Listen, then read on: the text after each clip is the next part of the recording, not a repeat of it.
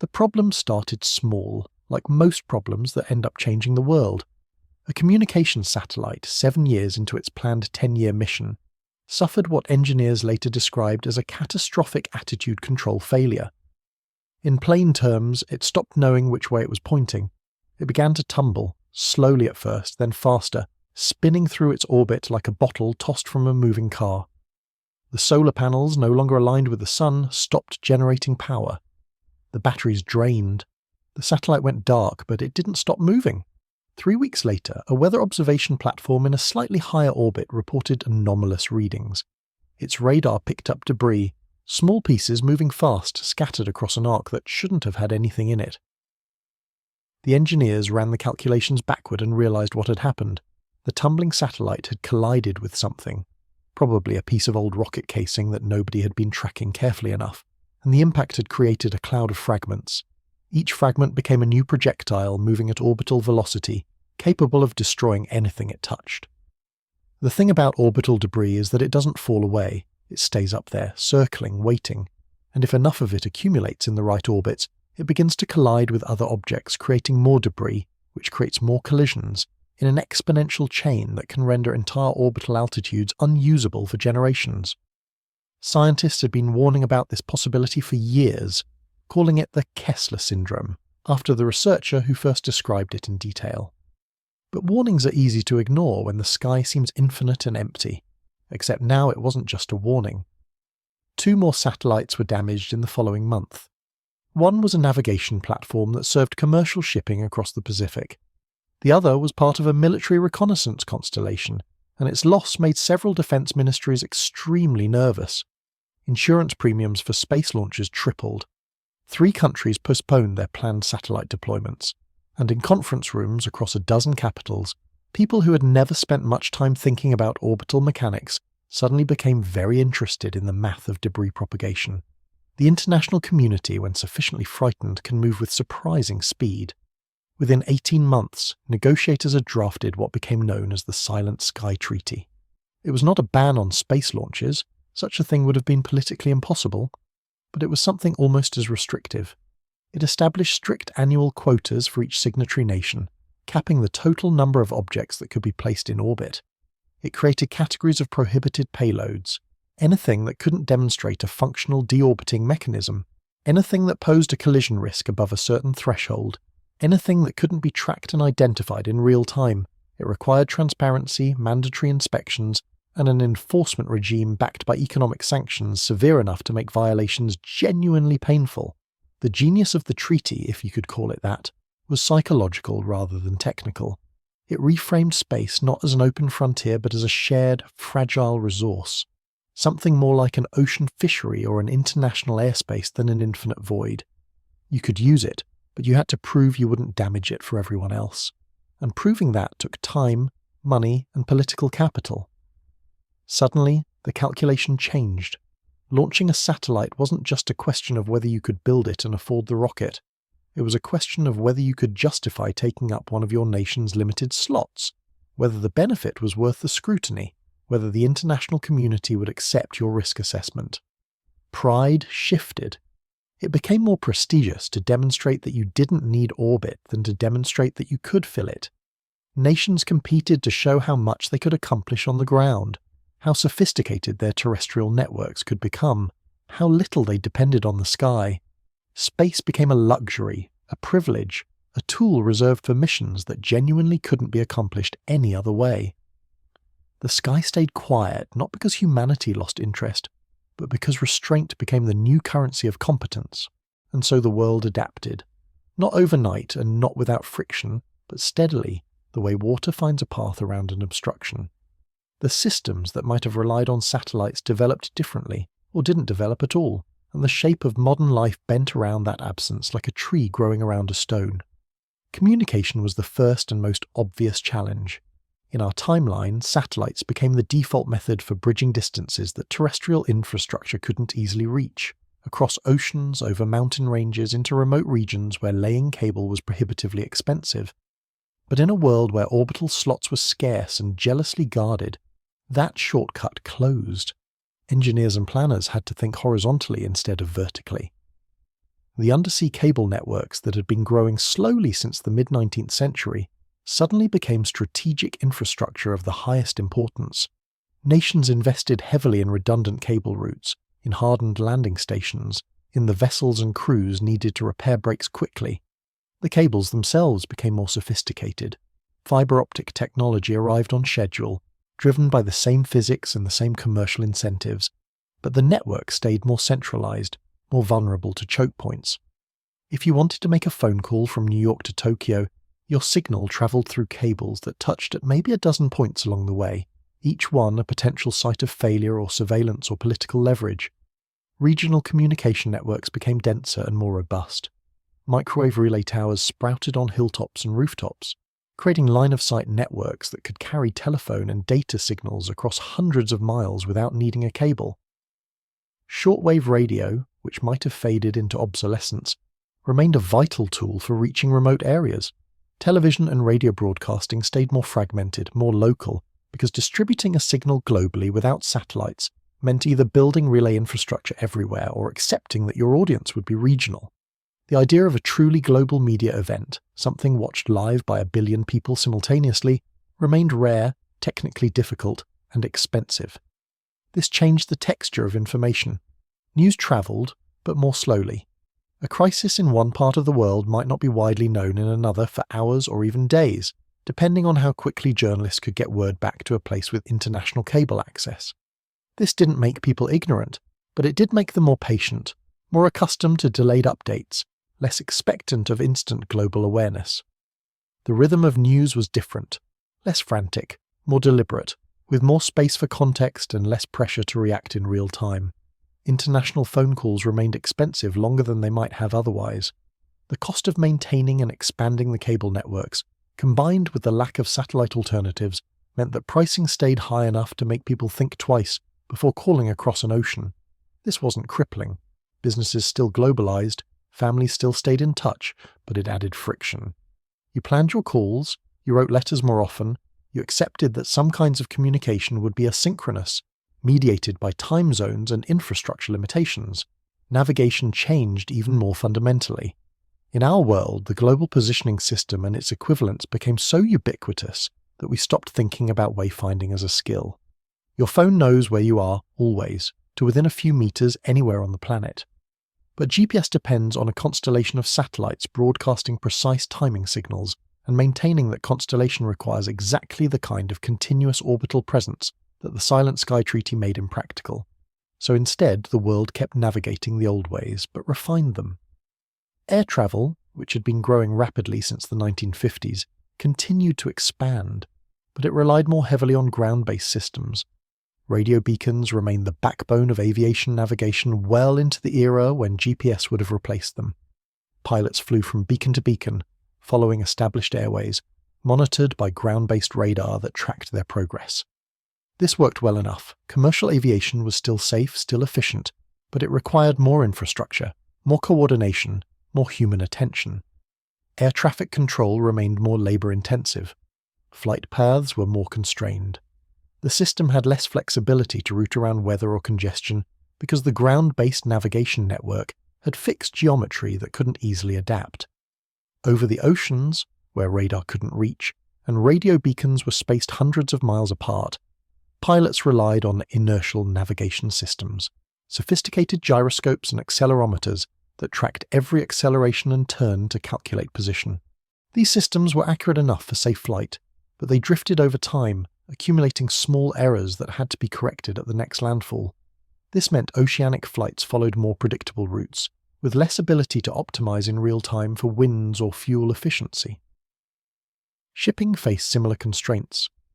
Navigating a container ship across the Pacific without satellite positioning was entirely possible. Mariners had been doing it for centuries, but it required more skill and more attention. Ships carried better chronometers, more sophisticated sextants for celestial navigation, and increasingly accurate gyro compasses and inertial systems. Captains and navigators remained essential. You couldn't just let an autopilot follow a GPS track.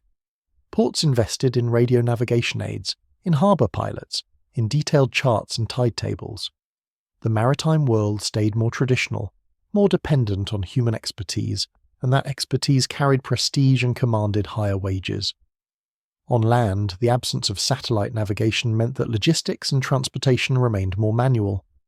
Trucking companies relied on dispatchers who knew the road networks, on drivers who learned routes through experience, on road signage that had to be comprehensive and well maintained because there was no fallback. Delivery services used local knowledge rather than algorithms. Getting somewhere new meant consulting a paper map, following written directions, or asking for help. This wasn't crippling.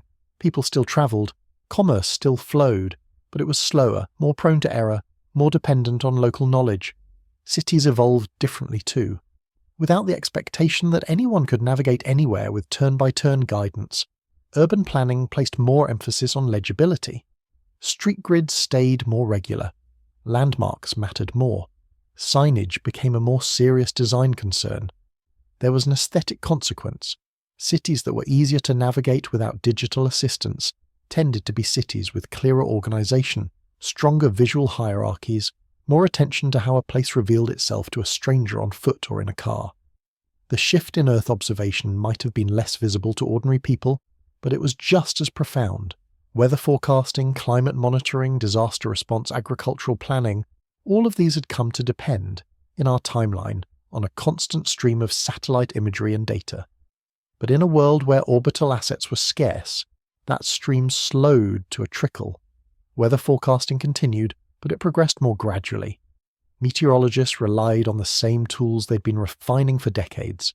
Ground-based radar networks that tracked precipitation and storm systems, weather balloons launched twice daily from hundreds of stations around the world, ocean buoys that measured temperature and pressure, reconnaissance aircraft that flew into hurricanes to gather data.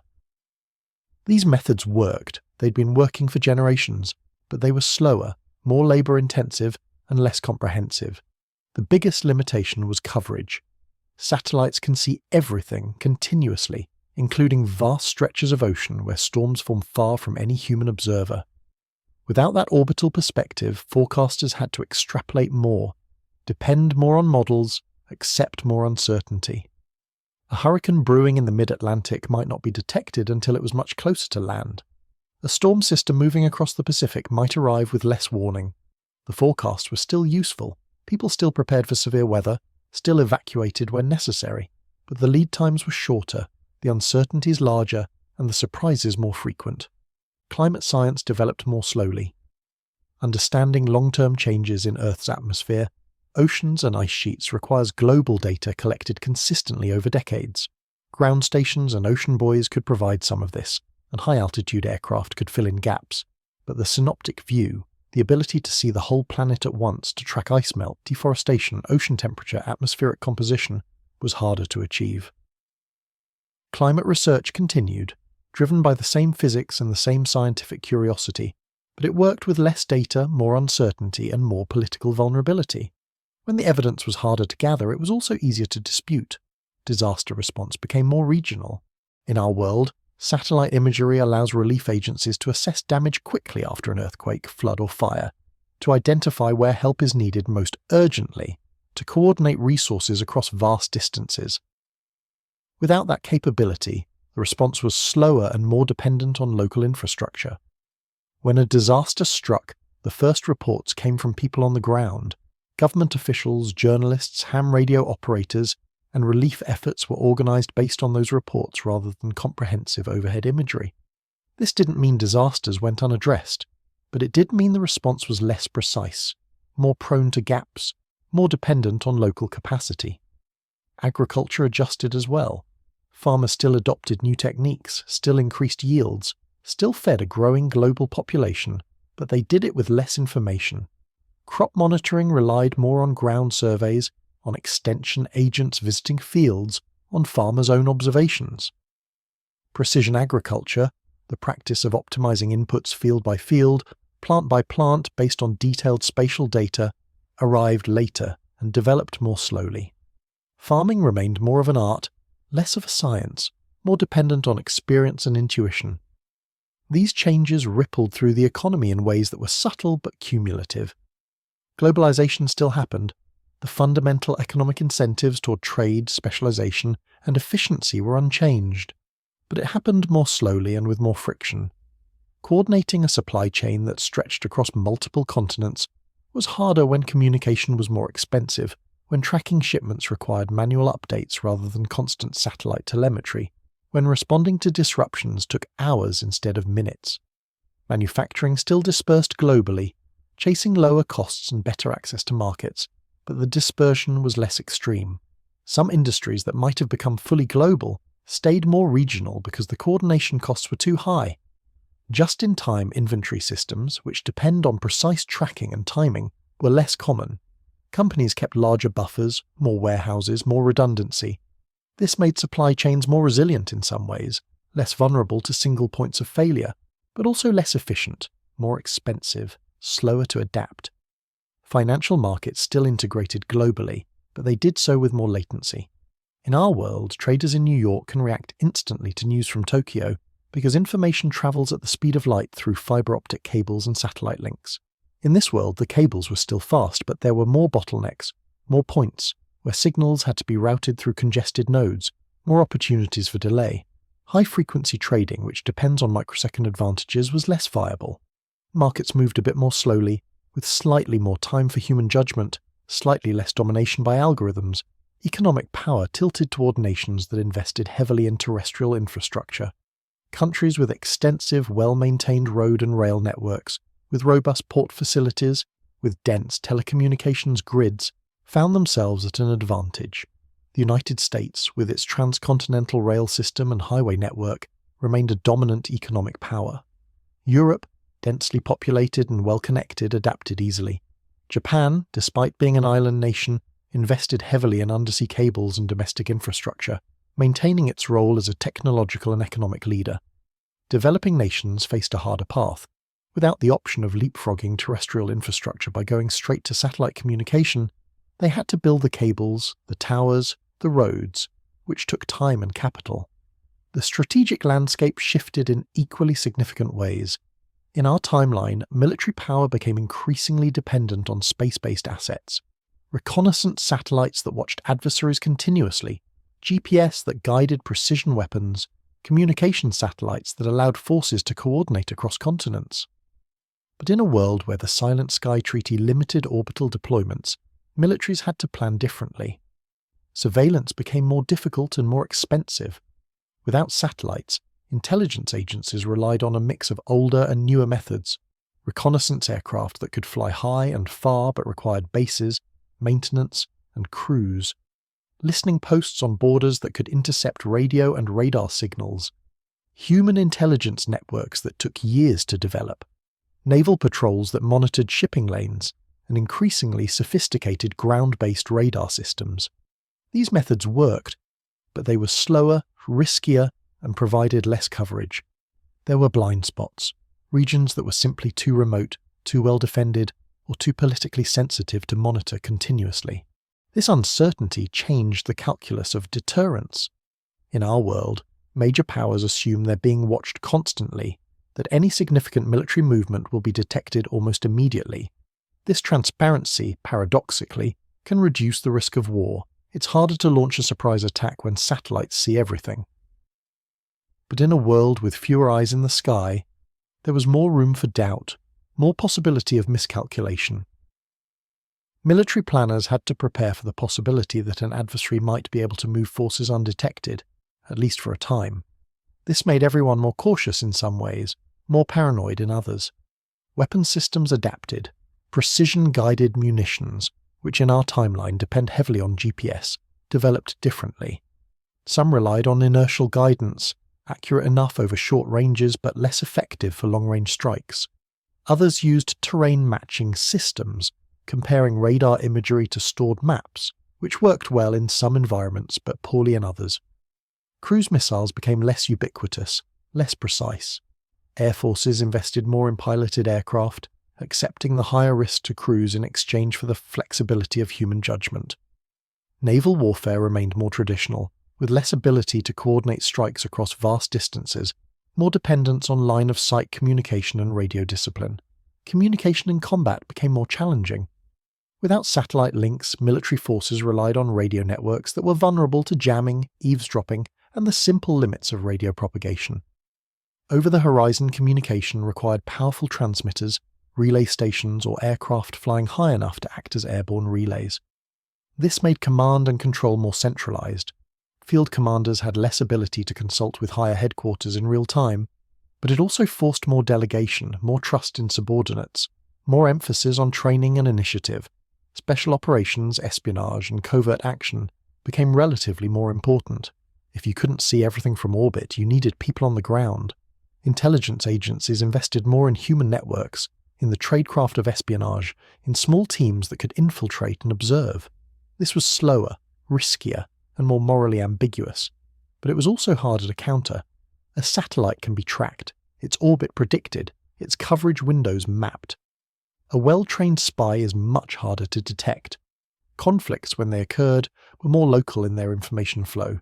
In our timeline, modern wars are often fought with one side having near-total information dominance, able to see the battlefield in real time and coordinate forces with precision. In this world, even the most advanced militaries operated with more fog, more uncertainty, more friction.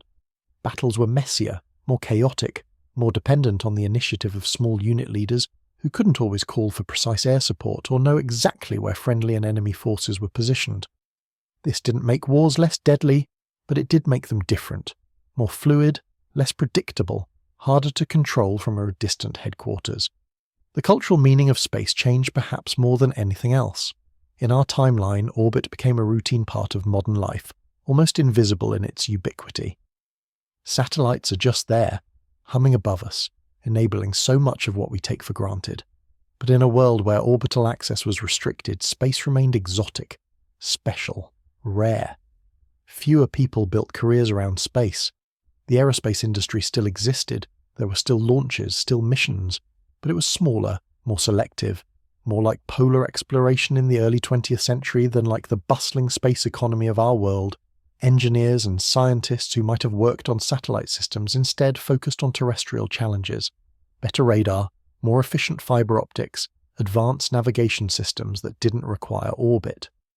The talent and creativity that might have gone into filling the sky instead went into making the ground smarter. Public imagination shifted accordingly. In our timeline, space became a symbol of human potential, of technological progress, of limitless frontier. But in this world, that symbolism faded. Space was still inspiring to scientists and engineers who understood its value, but it wasn't part of popular culture in the same way. The idea of routine space travel, of orbital hotels or asteroid mining or Mars colonies seemed more distant, more speculative.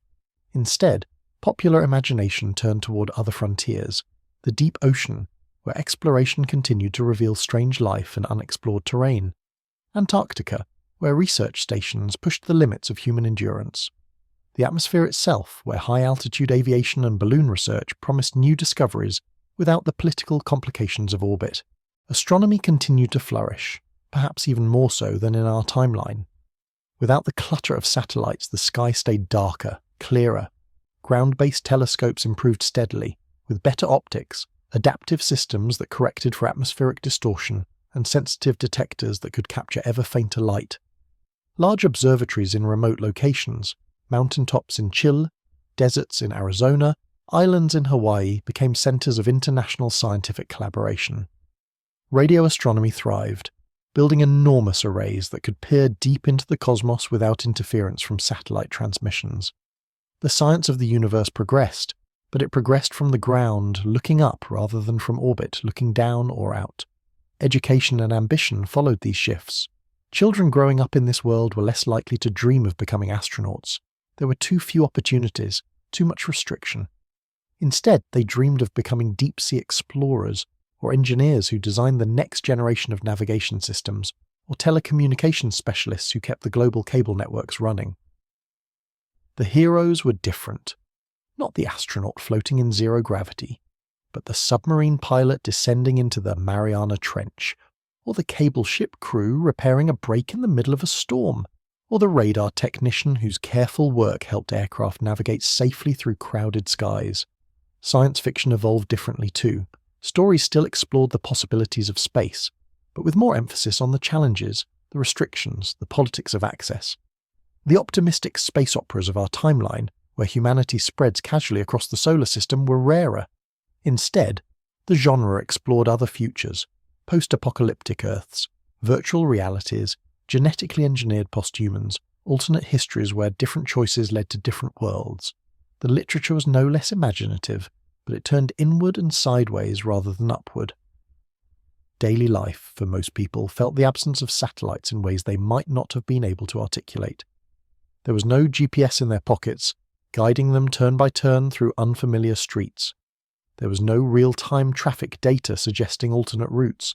There was no global positioning system synchronizing the clocks in every cell phone, every power grid, every financial transaction. These absences didn't make life impossible, but they changed its texture. People navigated by landmarks and memory. You learned your city, your neighborhood, the routes you traveled regularly. If you were going somewhere new, you looked at a map ahead of time. Paper or digital, but static. Something you studied rather than something that updated in real time. You asked for directions. You developed a sense of orientation, an awareness of north and south, an ability to estimate distances and travel times. This wasn't a burden for most people. It was just normal, the way things were. You didn't miss what you'd never had. Timekeeping remained accurate. Atomic clocks existed independently of satellites, but synchronization was more local. Radio stations broadcast time signals. Phone companies maintained their own reference clocks. Banks and utilities coordinated among themselves. The system worked, but it was more distributed, more dependent on institutions maintaining their own standards rather than everyone relying on a single global constellation of timing satellites. Privacy evolved along a different path. In our world, satellite positioning means that anyone with a smartphone is constantly locatable, their movements tracked and logged, available to law enforcement, to corporations, to anyone who can access the data. In this world, that kind of ambient surveillance was harder. Yes, phone networks could triangulate your position if you made a call, and yes, there were cameras in cities, and yes, governments still found ways to monitor their citizens. But the surveillance was less pervasive, less precise, less continuous. It was easier to be anonymous, to move without leaving a digital trail, to exist outside the grid if you chose to. This had complicated implications. It protected privacy, but also made it harder to find missing persons, to track criminals, to respond to emergencies. Communication felt different too. Without satellite phones, remote areas stayed genuinely remote. If you went hiking in the mountains, you were out of contact until you returned. If you travelled to a region without terrestrial telecommunications infrastructure, you accepted that you might not be able to call home. This changed the psychology of travel and adventure. It required more planning, more self-reliance, more acceptance of solitude. People adapted just as people have adapted to every other constraint throughout history, but the adaptation shaped them. Entertainment and media consumption remained more scheduled. Television and radio programming followed fixed timetables, because there was no other way to reach large audiences simultaneously. You watched shows when they aired, or you missed them. Recording technology existed, videotapes, later digital storage, but the culture remained more collective, more synchronous. Everyone watched the same programs at the same time, which created shared cultural moments but also limited choice. The fragmentation and personalization of media that characterized our timeline arrived later and more slowly. News coverage stayed more filtered. Without satellite broadcasts from remote locations, journalists had to get their reports back to headquarters through available infrastructure. Cables, radio, sometimes hand-carried recordings. This added delay, which gave editors more time to review, fact-check and shape coverage. The news cycle was slower, more deliberate, with less emphasis on live coverage and more on analysed reporting. This had advantages, more context, less hysteria, but it also gave institutions more control over narratives, made it harder for grassroots voices to be heard, concentrated power in established media organisations. Social movements and political organising adapted to these constraints. In our world, social media and instant global communication allow movements to spread virally, to coordinate across continents in real time. In this world, organising was more patient, more dependent on physical presence and local networks. Movements built through meetings, through printed materials, through word of mouth. This made them slower to start but sometimes more resilient. They were built on relationships and trust rather than viral momentum. Political change still happened, sometimes dramatically, but it percolated differently through society. The sense of the world's size was different. In our timeline, instant communication and real-time global awareness have made the planet feel smaller, more interconnected, more immediate. Distance still exists, but it feels less significant when you can video call someone on another continent or see live images from anywhere on Earth. In this world, distance mattered more. The world felt larger, more various, harder to know in its entirety. Traveling somewhere meant genuinely entering a different context, a different information environment, a different rhythm of life. The diversity of human experience stayed more fragmented, less homogenized by global media and communication. This had an emotional quality that's hard to describe precisely. Life felt more rooted in place, more dependent on local community, less mediated by distant systems. You knew your neighbors better because you depended on them more. You understood your region's geography because you navigated it without digital assistance. You were more aware of the physical infrastructure that enabled your life, the cables, the towers, the roads, because they were more visible, more present, less hidden behind the seamless interface of satellite technology. There was also more acceptance of not knowing. In our world, we expect to be able to look up anything instantly, to know the weather anywhere, to find answers to any question within seconds. In this world, information was still abundant, but accessing it required more effort. You accepted that some questions would take time to answer. You tolerated more uncertainty. You were more comfortable with "I don't know" as a temporary state, rather than an immediate problem to solve with a search engine. After more than 30 years, the pressure to reopen the sky became impossible to ignore. A new generation of engineers had developed better debris tracking systems, more reliable deorbiting technologies, improved collision avoidance algorithms. Commercial interests argued persuasively that the risks that had justified the Silent Sky Treaty had been mitigated. Scientists pointed to research opportunities that were genuinely impossible without orbital platforms. And the nations that had built the most sophisticated terrestrial networks began to feel secure enough, wealthy enough, confident enough to consider expanding back into orbit without triggering the cascading failures that everyone still remembered. The treaty didn't end, but it evolved. The strict quotas were gradually relaxed, replaced by a more flexible system that emphasized safety over absolute limits. Launches increased, but under far more stringent rules than had existed before the treaty. Every satellite had to include verified deorbiting capability. Collision avoidance became mandatory, backed by a global tracking network that all nations contributed to and shared. Orbital slots were managed like any other scarce resource, allocated, monitored, enforced.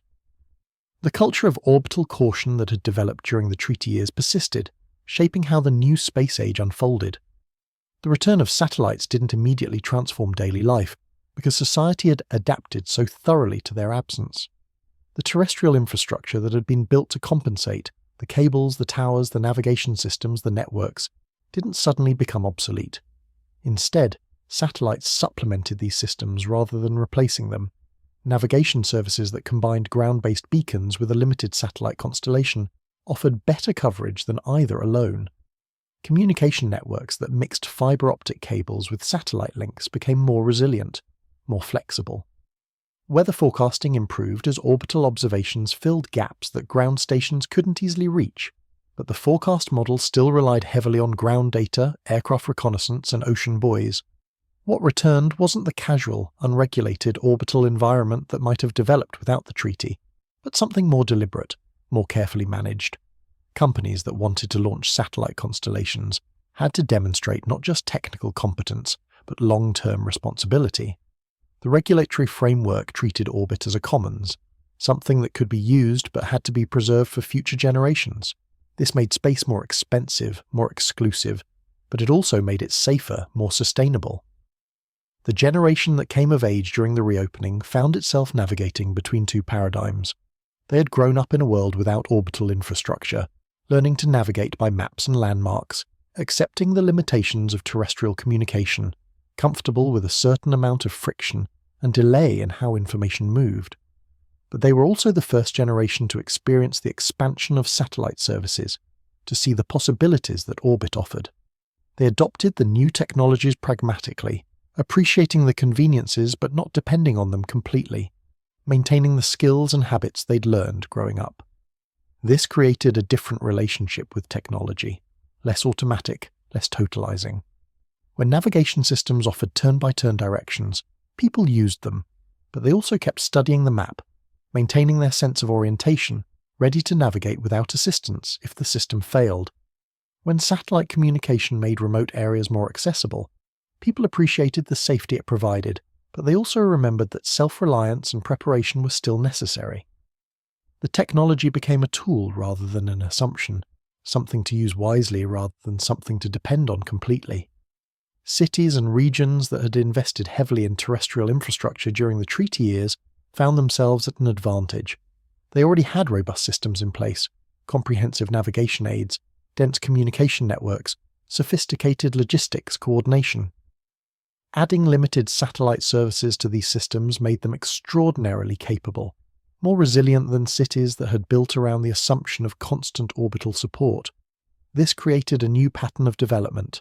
Successful regions were those that maintained strong local infrastructure, while selectively integrating orbital services where they offered clear advantages. The economic implications were subtle but significant.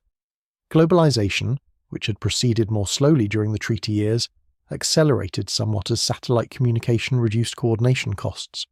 But it didn't explode the way it might have in an alternate timeline where orbit had remained unregulated. The habits of regional supply chains, of maintaining larger inventories, of accepting some inefficiency in exchange for resilience, these persisted. Companies had learned that just-in-time systems were vulnerable, that global networks could be disrupted, that local capacity mattered. The reopening of orbit didn't erase those lessons. Military strategy evolved as well.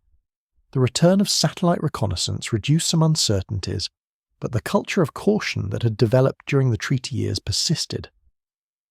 Military planners remembered how vulnerable orbital assets could be, how quickly debris could render them useless.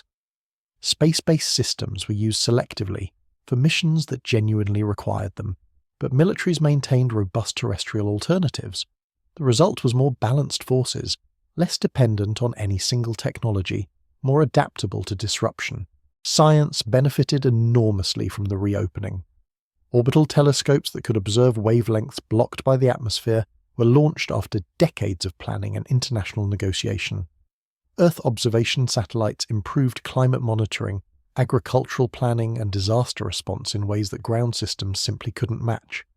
But these missions were conducted with care, with international cooperation, with long-term sustainability in mind. The scientific community had learned from the early chaos, from the near catastrophe that had triggered the treaty. They approached orbit as a resource to be used wisely, rather than a frontier to be exploited recklessly. The cultural meaning of space shifted once more, but not back to where it had been. The optimistic, uncomplicated enthusiasm for orbital expansion that had characterized the pre-treaty era was gone. In its place was something more mature, more complicated, an appreciation for what orbit could offer, but also a recognition of its fragility and the need for stewardship. Space became less about conquest or escape, and more about careful use, about balancing benefits against risks, about ensuring that the next generation would have the same opportunities. Education reflected these changes. Students learned about the Silent Sky Treaty as a case study in environmental governance, in international cooperation, in how societies respond to shared risks. They studied the engineering challenges of sustainable space use, debris mitigation, collision avoidance, deorbiting systems, as fundamental requirements rather than afterthoughts. They were taught to think of orbit not as infinite but as limited, not as free but as managed, not as separate from Earth, but as part of the same interconnected system that required care and attention. The question of what might have been, what the world would have looked like if the treaty had never been necessary, if orbit had remained open and accessible, was debated endlessly. Some argued that humanity had lost decades of progress, that the restrictions had held back innovation, that the cost in missed opportunities was immense. Others countered that the treaty had prevented a worse catastrophe, that unregulated orbital expansion would have led to exactly the debris cascade that everyone feared, that the world had benefited from being forced to build stronger terrestrial systems. Both perspectives contained truth. Yes, some technologies had arrived later than they might have otherwise. Yes, some capabilities were diminished or different because orbit was restricted, but also yes, the treaty had forced innovation in other directions, had created resilience that might not have existed otherwise, had prevented the kind of orbital catastrophe that could have closed off space for generations. The world wasn't better or worse in any absolute sense. It was simply different, shaped by a different set of constraints and choices. What became clear, in retrospect, was how much of what we think of as inevitable is actually contingent. Modern life feels like a natural progression of technological development, but it's really a series of choices about what to build, what to regulate, what to prioritize. The satellite networks that define our world weren't inevitable. They were one possible path, enabled by particular economic incentives, particular regulatory environments, particular moments in history when the sky was open and risks seemed manageable. In the world of the Silent Sky Treaty, a different path was chosen, or more accurately was forced by circumstance and fear. And once that path was taken, once society adapted to building horizontally rather than reaching vertically, once the skills and infrastructure and habits of a ground-based world were established, they became self-reinforcing. The reopening of orbit didn't erase them.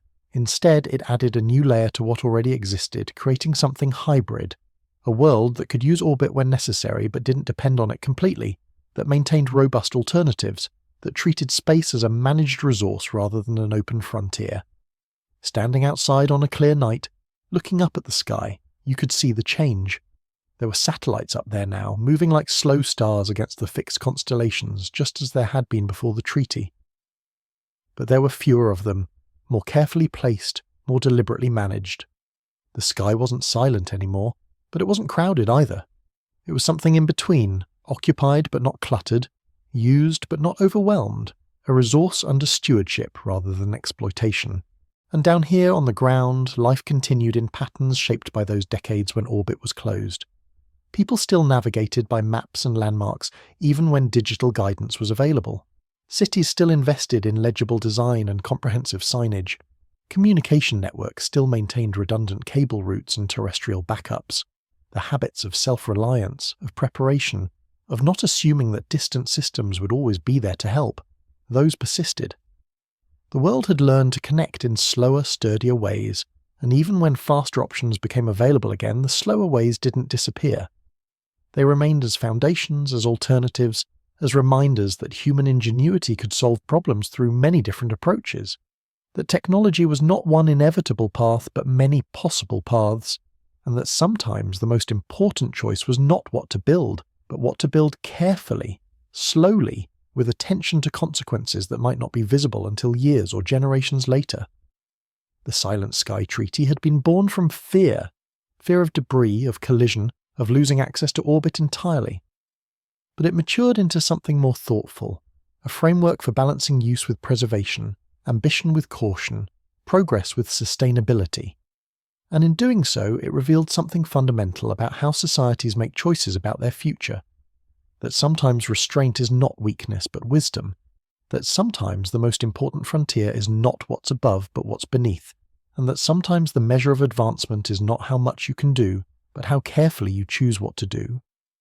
The sky had been silent for a generation, and in that silence, the world had learned to listen to different voices, to find different paths, to build different strengths.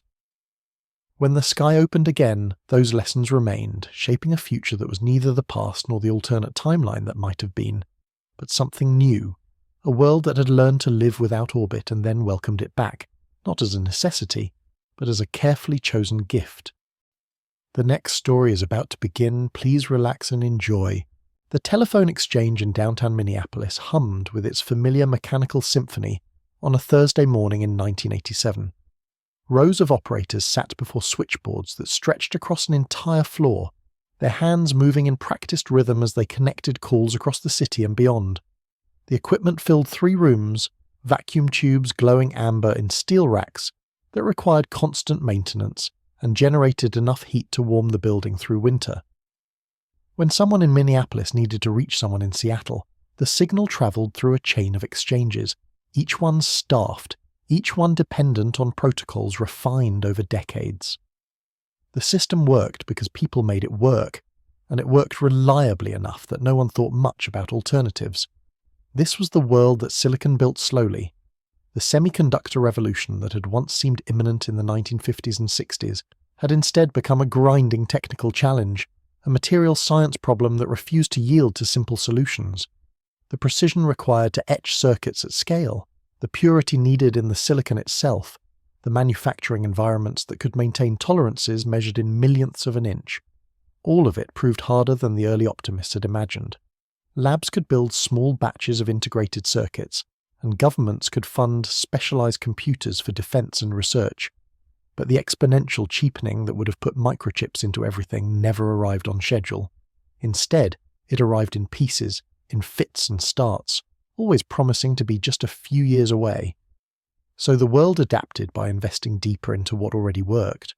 The Bell system, rather than being displaced by digital switches in the 1970s, became more sophisticated in its analog complexity.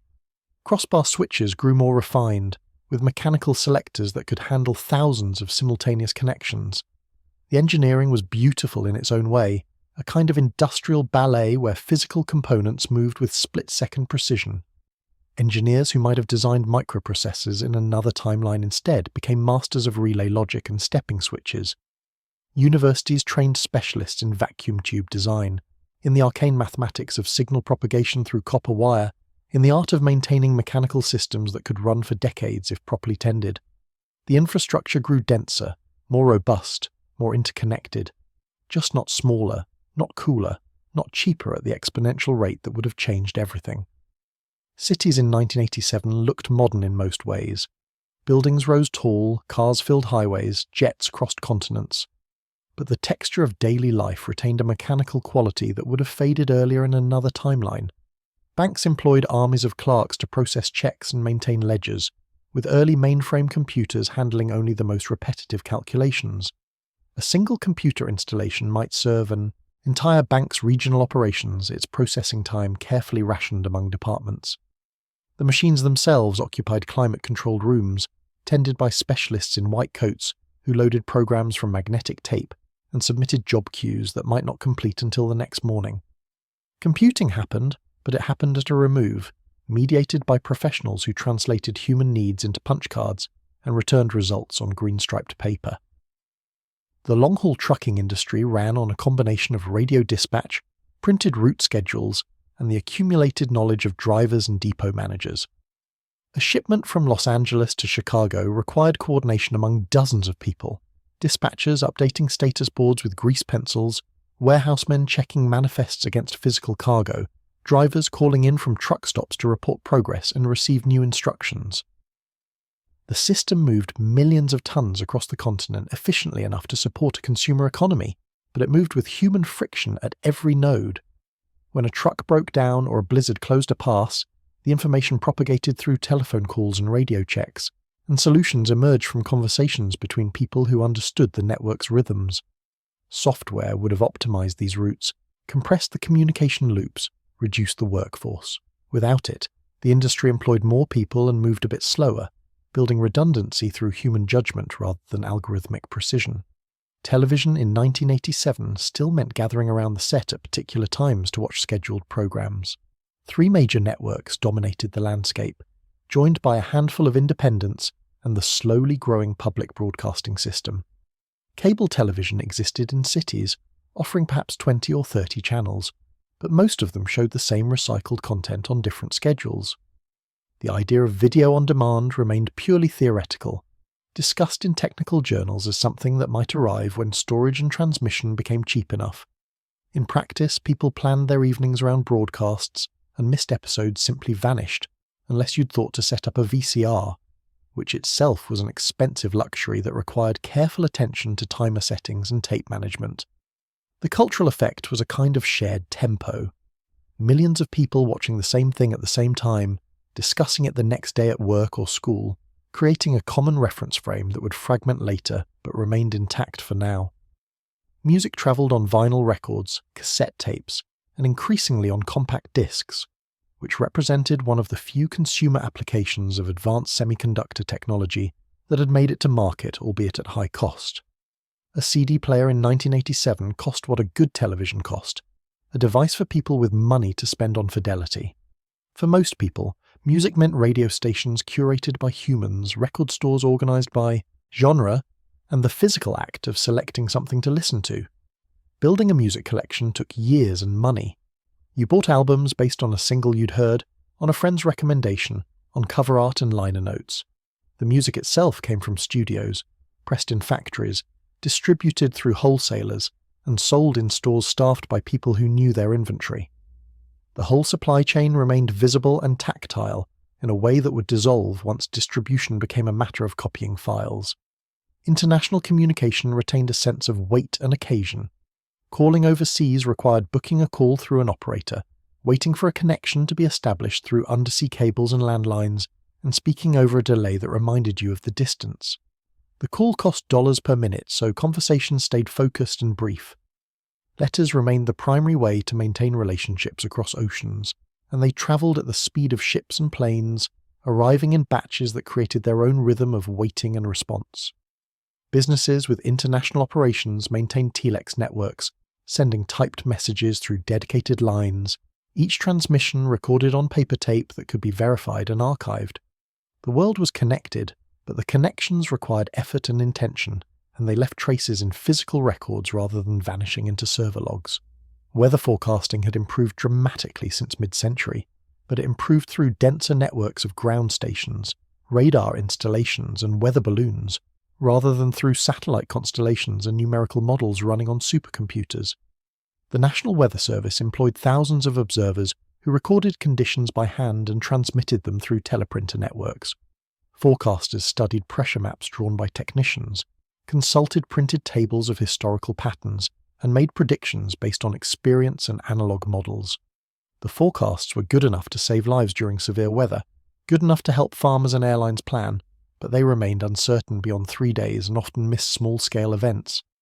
Hurricanes could still surprise coastal towns, and tornado warnings came minutes before the storm rather than hours.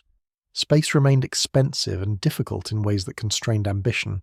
Satellites existed, but they were large, heavy, and built with vacuum tubes and discrete components that made them power-hungry and short-lived. The cost per pound to orbit remained high enough that every satellite launch required extensive justification, and the satellites themselves, once aloft, provided limited service before failing or drifting. Navigation systems existed for military and commercial shipping, using networks of ground-based transmitters that covered regions rather than the globe. The idea of a civilian navigation system accessible to anyone with a handheld device was technically imaginable, but economically absurd given the cost of the electronics. Most people navigated with paper maps, with landmarks and route numbers, with the skill of reading road signs and asking for directions. The Soviet Union and the United States remained locked in their cold competition, but the character of the rivalry had evolved. Without the rapid advancement of miniaturized computing, military technology progressed along different lines. Missiles grew more accurate through better manufacturing and gyroscopes rather than through sophisticated guidance computers. Intelligence work remained labor-intensive, with thousands of analysts poring over intercepted communications, satellite photographs, and human intelligence reports. Code breaking happened through mathematical insight and electromechanical bombs that filled warehouses, not through software running on cheap processors. The advantage in this competition went to nations that could educate large numbers of engineers, maintain vast communications networks, and coordinate complex operations through disciplined hierarchies. Both superpowers excelled at these things, so the balance remained tense but stable. Japan and West Germany had rebuilt their economies through manufacturing discipline and engineering education, becoming exporters of precision machinery, automobiles, chemicals, and instruments. Their success came not from dominating software platforms, but from mastering the production of complex physical goods. Cameras with mechanical shutters that could fire thousands of times without failure, machine tools that held tolerances measured in microns, automobiles assembled with quality control that reduced defects to statistical noise.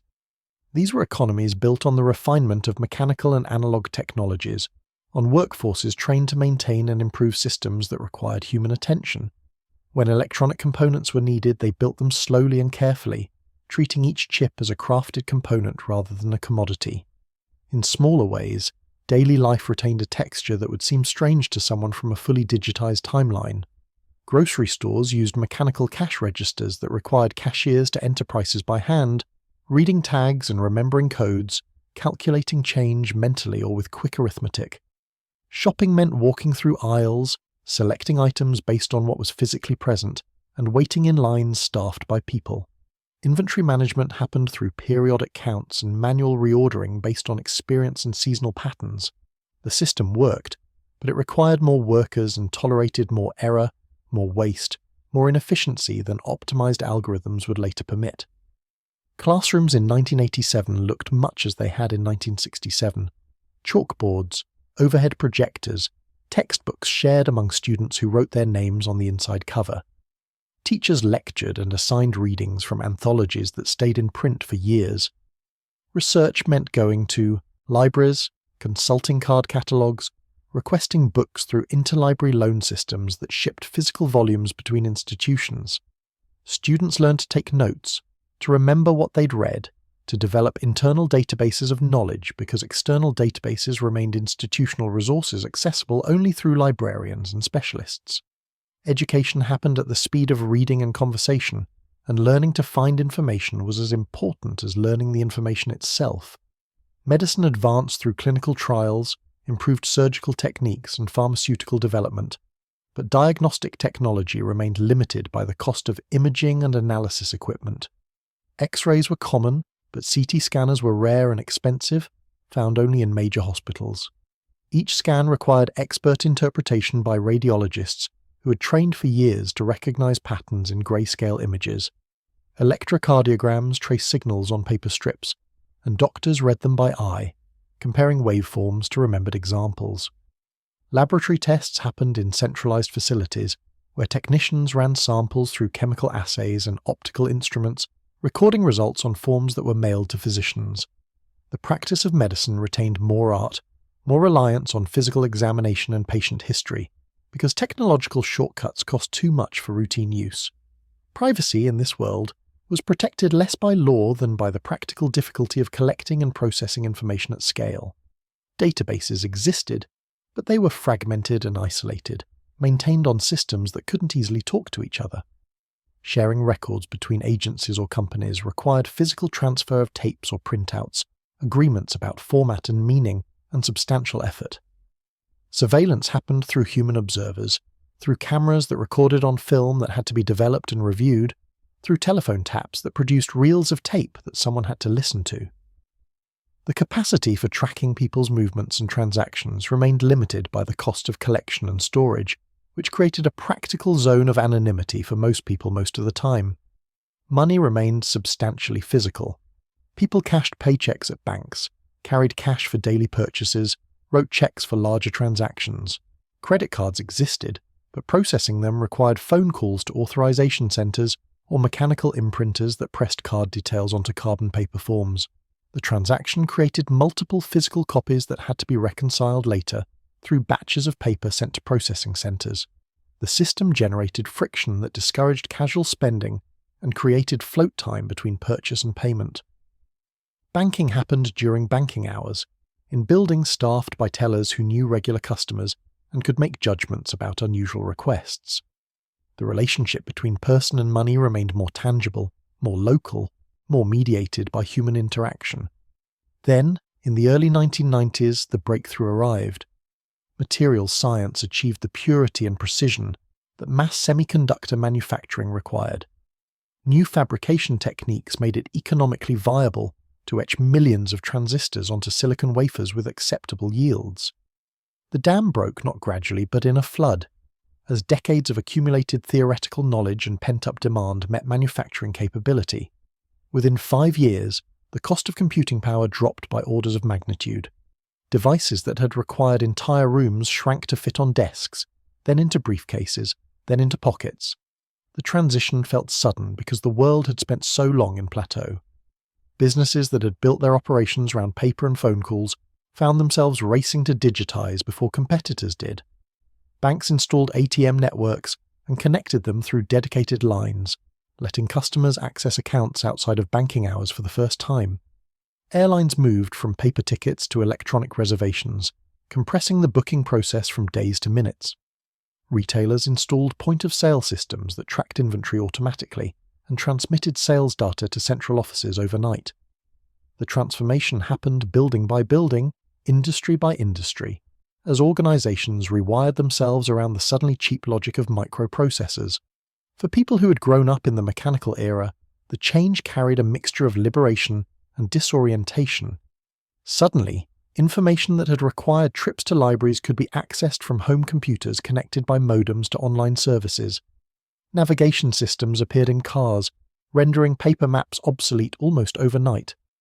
Portable phones became common, then ubiquitous, transforming from expensive novelties to basic utilities.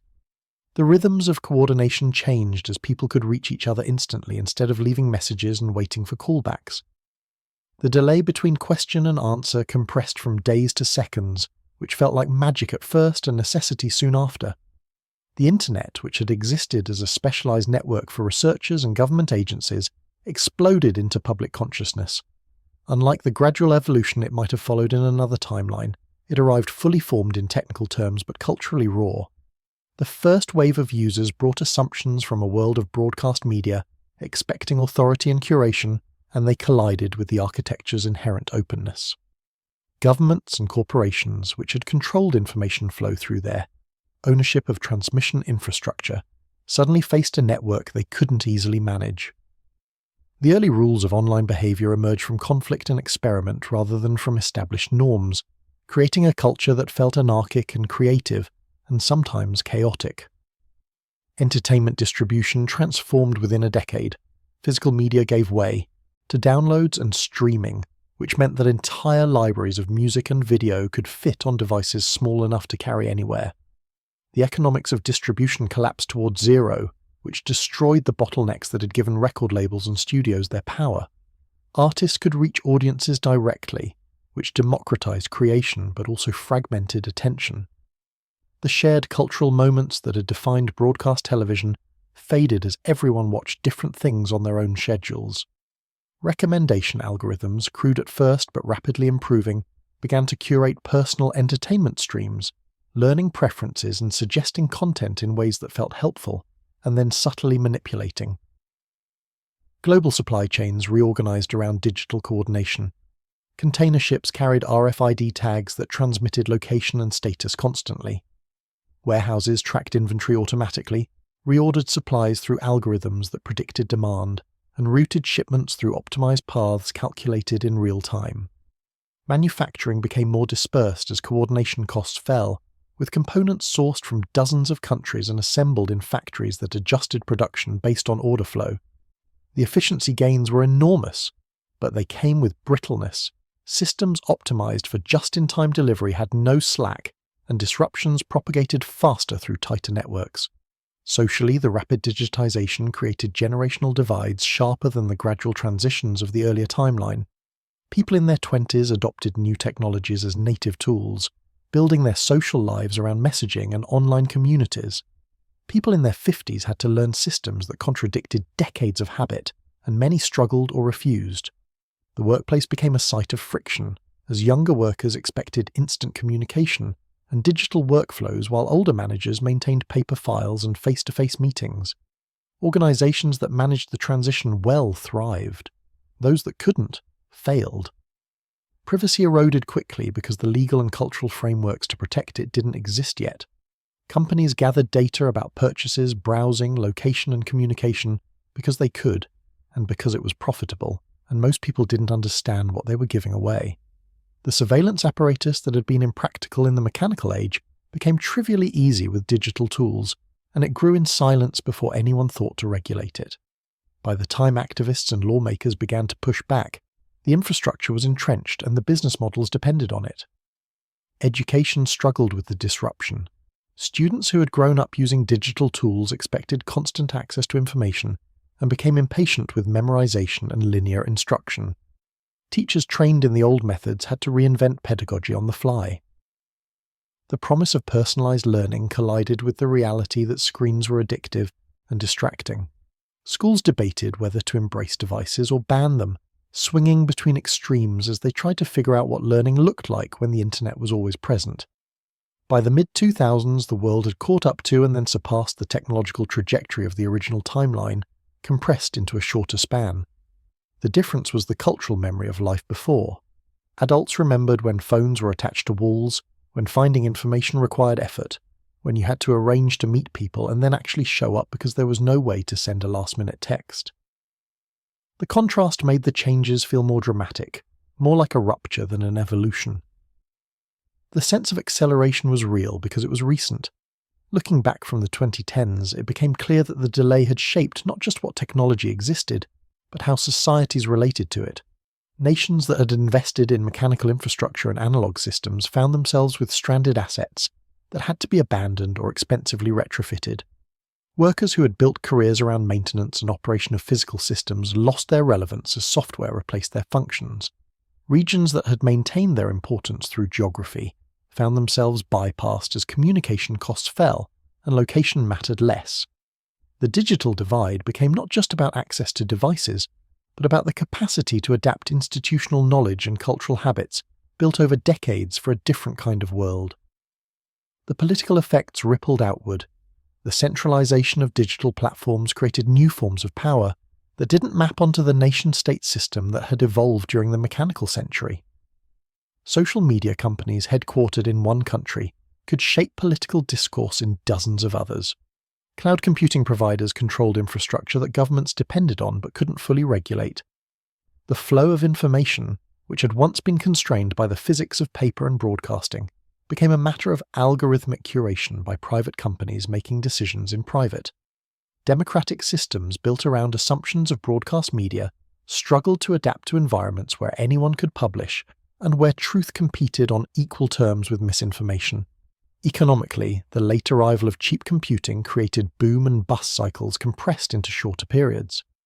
Industries that had seemed stable, retail, publishing, travel booking, taxi services, collapsed within years as software-enabled competitors offered better prices and convenience. The creative destruction that might have occurred gradually over decades instead happened in waves that left entire workforces displaced. Retraining programs couldn't keep pace. Cities that had depended on industries disrupted by digitization faced fiscal crises. The wealth created by the digital economy concentrated in a handful of urban centers while the rest of the geography fell behind. In quieter ways, the texture of everyday life shifted toward abstraction. Navigation by algorithm replaced spatial knowledge, and people lost the ability to find their way without guidance. Photography became so cheap and easy that people stopped selecting moments carefully, shooting constantly and curating rarely. Communication became so frictionless that maintaining relationships required less effort and less commitment, which made them more numerous but thinner. The constant availability of distraction made boredom rarer, but sustained attention harder. The trade-offs weren't obvious at first, but they accumulated over years into a different way of being in the world. The older generation, who had grown up writing letters and making phone calls and showing up when they said they would, sometimes felt nostalgia for the mechanical century. They remembered when missing a call meant someone would call back later, when plans stayed fixed because you couldn't change them easily, when silence was normal and didn't need to be filled. The younger generation, who couldn't imagine life without instant access, thought of that world as one of unnecessary friction, inefficiency, and isolation. Both were right. The question wasn't which was better, but what had been traded and whether the exchange had been made consciously. By the 2020s, the memory of the mechanical world had started to fade even among those who had lived in it. The habits of digital life, checking phones constantly, expecting instant answers, navigating by GPS, consuming media in personalized streams, had become so normalized that it took effort to remember that other patterns were possible. Children born after the transition had no direct experience of a world without screens, without connectivity, without the assumption that all information was available immediately. The delay had compressed the generational shift into a single lifetime, making the contrast vivid, but also making the past seem more distant than it actually was. What the Silicon delay revealed, in retrospect, was that the speed of modern life wasn't an inevitable consequence of human nature or progress itself. It was the result of specific technologies arriving at specific times and societies choosing to reorganize around them. The mechanical century moved at a different pace not because people were slower, but because the tools they used imposed different constraints and created different possibilities. Communication took longer, so patience was necessary. Information was scarce, so memory mattered more. Coordination required human interaction, so social skills stayed relevant. The world was less synchronized but more regional, less efficient but more resilient, less convenient but more tangible. The late arrival of silicon accelerated the transition so quickly that it felt like whiplash, but it also preserved a living memory of alternatives. People in the 2020s could still remember making decisions without consulting search engines, navigating without GPS, maintaining relationships through letters and occasional calls. They could remember the quiet of evenings without notifications, the focus possible when distraction wasn't always a tap away, the satisfaction of completing tasks without interruption. The mechanical world wasn't better or worse, just different, organized around scarcity of information and abundance of time rather than the inverse. The future remained uncertain in its particulars but clear in its direction. Computing power continued to cheapen, networks continued to densify, sensors continued to proliferate. The world was becoming more measured, more optimized, more responsive to data. Artificial intelligence, which had been held back by the same manufacturing constraints that delayed general computing, began to improve rapidly as training resources became available. The automation that had so far focused on routine tasks started to reach into judgment, creativity, and interaction, promising another wave of disruption. Looking at the path from the mechanical century through the digital acceleration toward whatever came next, the most striking thing was how contingent it all felt.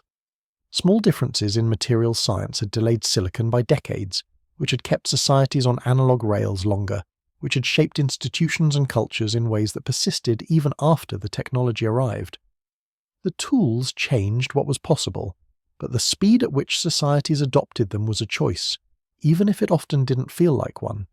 The rush to digitize everything, to connect everything, to optimize everything through software, that was driven by economic incentives and competitive pressures, but it wasn't foreordained. The silicon delay existed now only as memory and as a thought experiment, a way to understand what had been traded when the world accelerated. The mechanical century was gone, replaced by something faster and more fluid and more abstract. Whether that was progress or just change depended on what you valued and what you missed.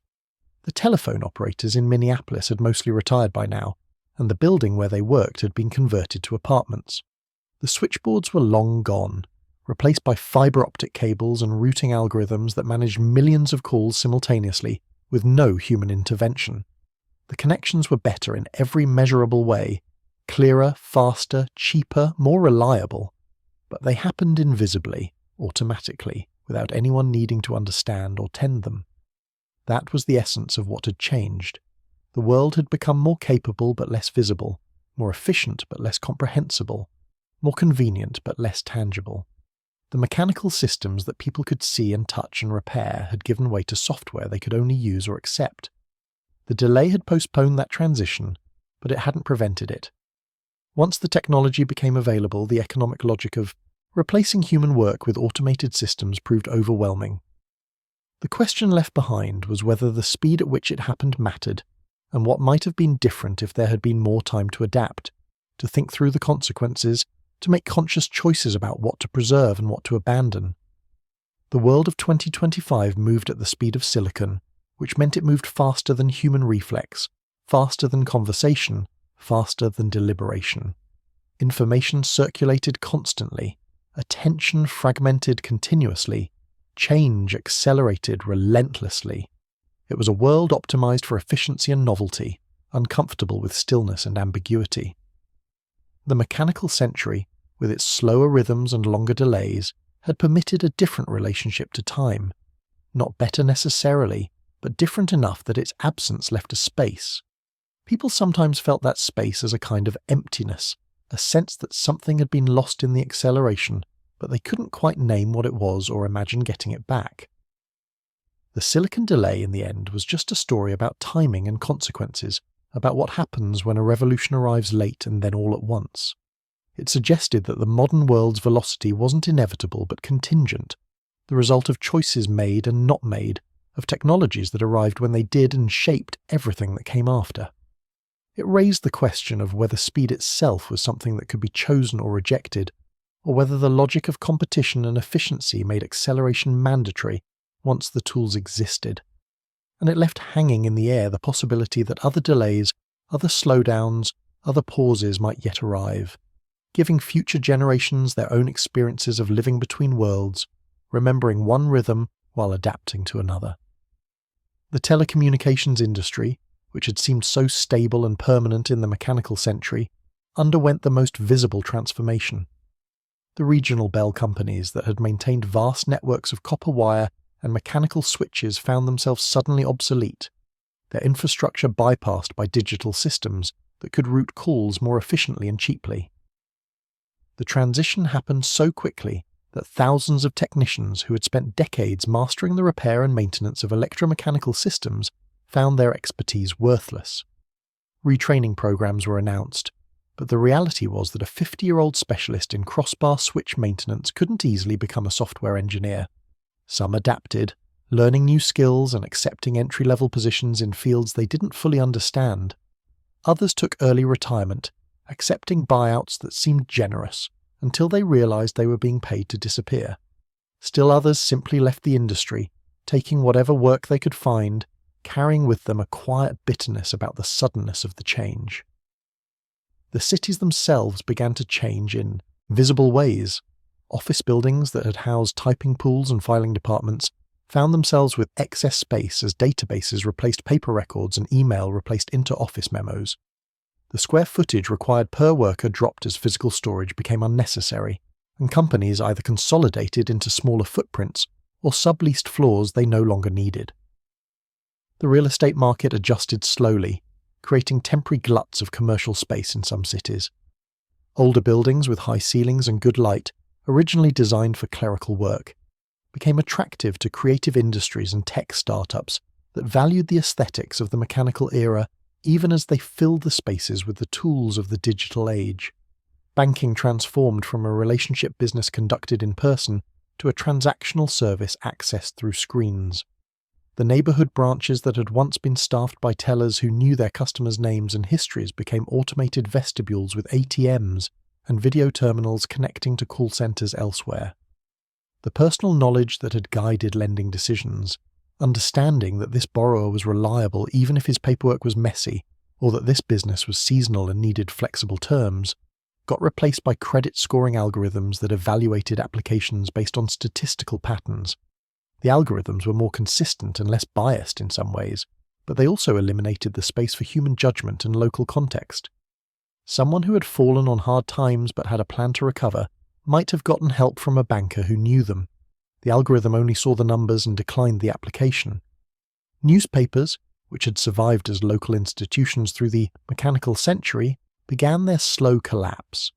The classified advertising that had provided a substantial portion of revenue migrated to websites that could reach wider audiences at lower cost. Craigslist and its successors didn't need printing presses, delivery trucks, or unionized labor. They needed servers and bandwidth, which cost a fraction of what physical distribution required. News gathering, which had been an expensive operation requiring reporters, editors, photographers, and extensive administrative support, couldn't compete with free content aggregated from multiple sources. Papers tried to adapt by launching websites, but they couldn't figure out how to charge for content when readers expected information to be free. Advertising revenue followed audiences online, but it fragmented among thousands of sites instead of concentrating in a few dominant papers. The industry went through waves of layoffs, mergers, and closures. Cities that had supported multiple daily papers ended up with one struggling publication, or none at all, relying instead on a chaotic mixture of local blogs, national websites, and social media for their news. The music industry experienced its transformation as a cautionary tale that other industries watched with alarm. The shift from physical to digital distribution happened so fast that the major labels couldn't adapt their business models in time. File-sharing networks, enabled by the sudden availability of cheap bandwidth and storage, allowed people to build music collections without paying anything. The industry's initial response was to sue individual users, which generated publicity but didn't stop the behavior. By the time legitimate digital stores appeared offering legal downloads at reasonable prices, A generation had grown accustomed to free music and saw payment as optional. Artists found themselves in a strange position. They could reach global audiences without label support, but making a living from recorded music became nearly impossible because the per-stream payments were fractional pennies. Revenue shifted to live performance and merchandise, which meant that musicians had to tour constantly to earn enough to continue making music. The democratization of distribution created a long tail of artists with small audiences, but it also made it harder for anyone to build a sustainable career. Education faced its own crisis of adaptation. Universities that had built their prestige on controlling access to knowledge and credentialing suddenly found themselves competing with free online courses that offered similar content. The initial response was defensive, pointing out that online courses lacked the social experience of campus life, the mentorship of faculty, the signal value of a prestigious degree. All of that was true, but it didn't address the underlying challenge that the cost of higher education had been rising faster than inflation for decades, while the value proposition was becoming less clear. Students began to question whether 4 years and 6 figures of debt were worth it when the knowledge could be acquired elsewhere, and the job market was increasingly credentializing based on demonstrated skills rather than degrees. Universities responded with online programs of their own, but they struggled to reconcile the high-touch, expensive model of residential education with the low-cost expectations of digital delivery. Some institutions adapted by focusing on what couldn't be replicated online: laboratory work, creative studios, professional networks, while others tried to compete on price and convenience. The stratification increased, with elite institutions maintaining their position, while regional schools faced declining enrollment and financial pressure. Healthcare experienced technological transformation without the cost reductions that characterized other industries. Medical records moved from paper files to electronic systems, which improved coordination between providers but required enormous investments in software and training. The interoperability problems were severe. Different hospital systems used incompatible software that couldn't easily share information, which meant that the promised benefits of digitization arrived slowly and incompletely. Telemedicine became possible, allowing patients in rural areas to consult with specialists remotely, but reimbursement policies lagged behind the technology, making it difficult for providers to get paid for virtual visits. Diagnostic tools improved dramatically as image processing algorithms could detect patterns that human observers might miss, but the liability questions around algorithmic decision-making remained murky.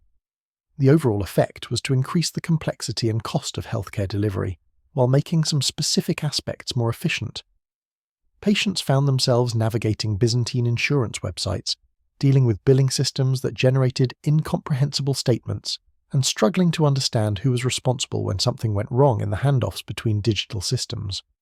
Manufacturing automation accelerated as cheap computing made it economically viable to replace human workers with robots and numerical control systems in more contexts.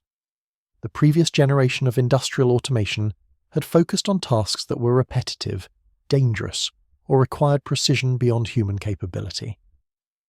The new wave of automation, enabled by better sensors and more sophisticated software, could handle tasks that required adaptation and judgment, picking irregularly shaped objects, adjusting to variations in materials, coordinating complex assembly sequences. Factories that had employed hundreds of workers on assembly lines reduced their workforce to dozens of technicians maintaining the machines. The productivity gains were substantial, but they flowed to capital rather than labour. The jobs that disappeared had been stable middle-class employment. The jobs that replaced them required either advanced technical skills or paid minimum wage for tasks that couldn't yet be automated. The geographic effects were concentrated in regions where manufacturing had been the primary employer, creating pockets of persistent unemployment and social dysfunction.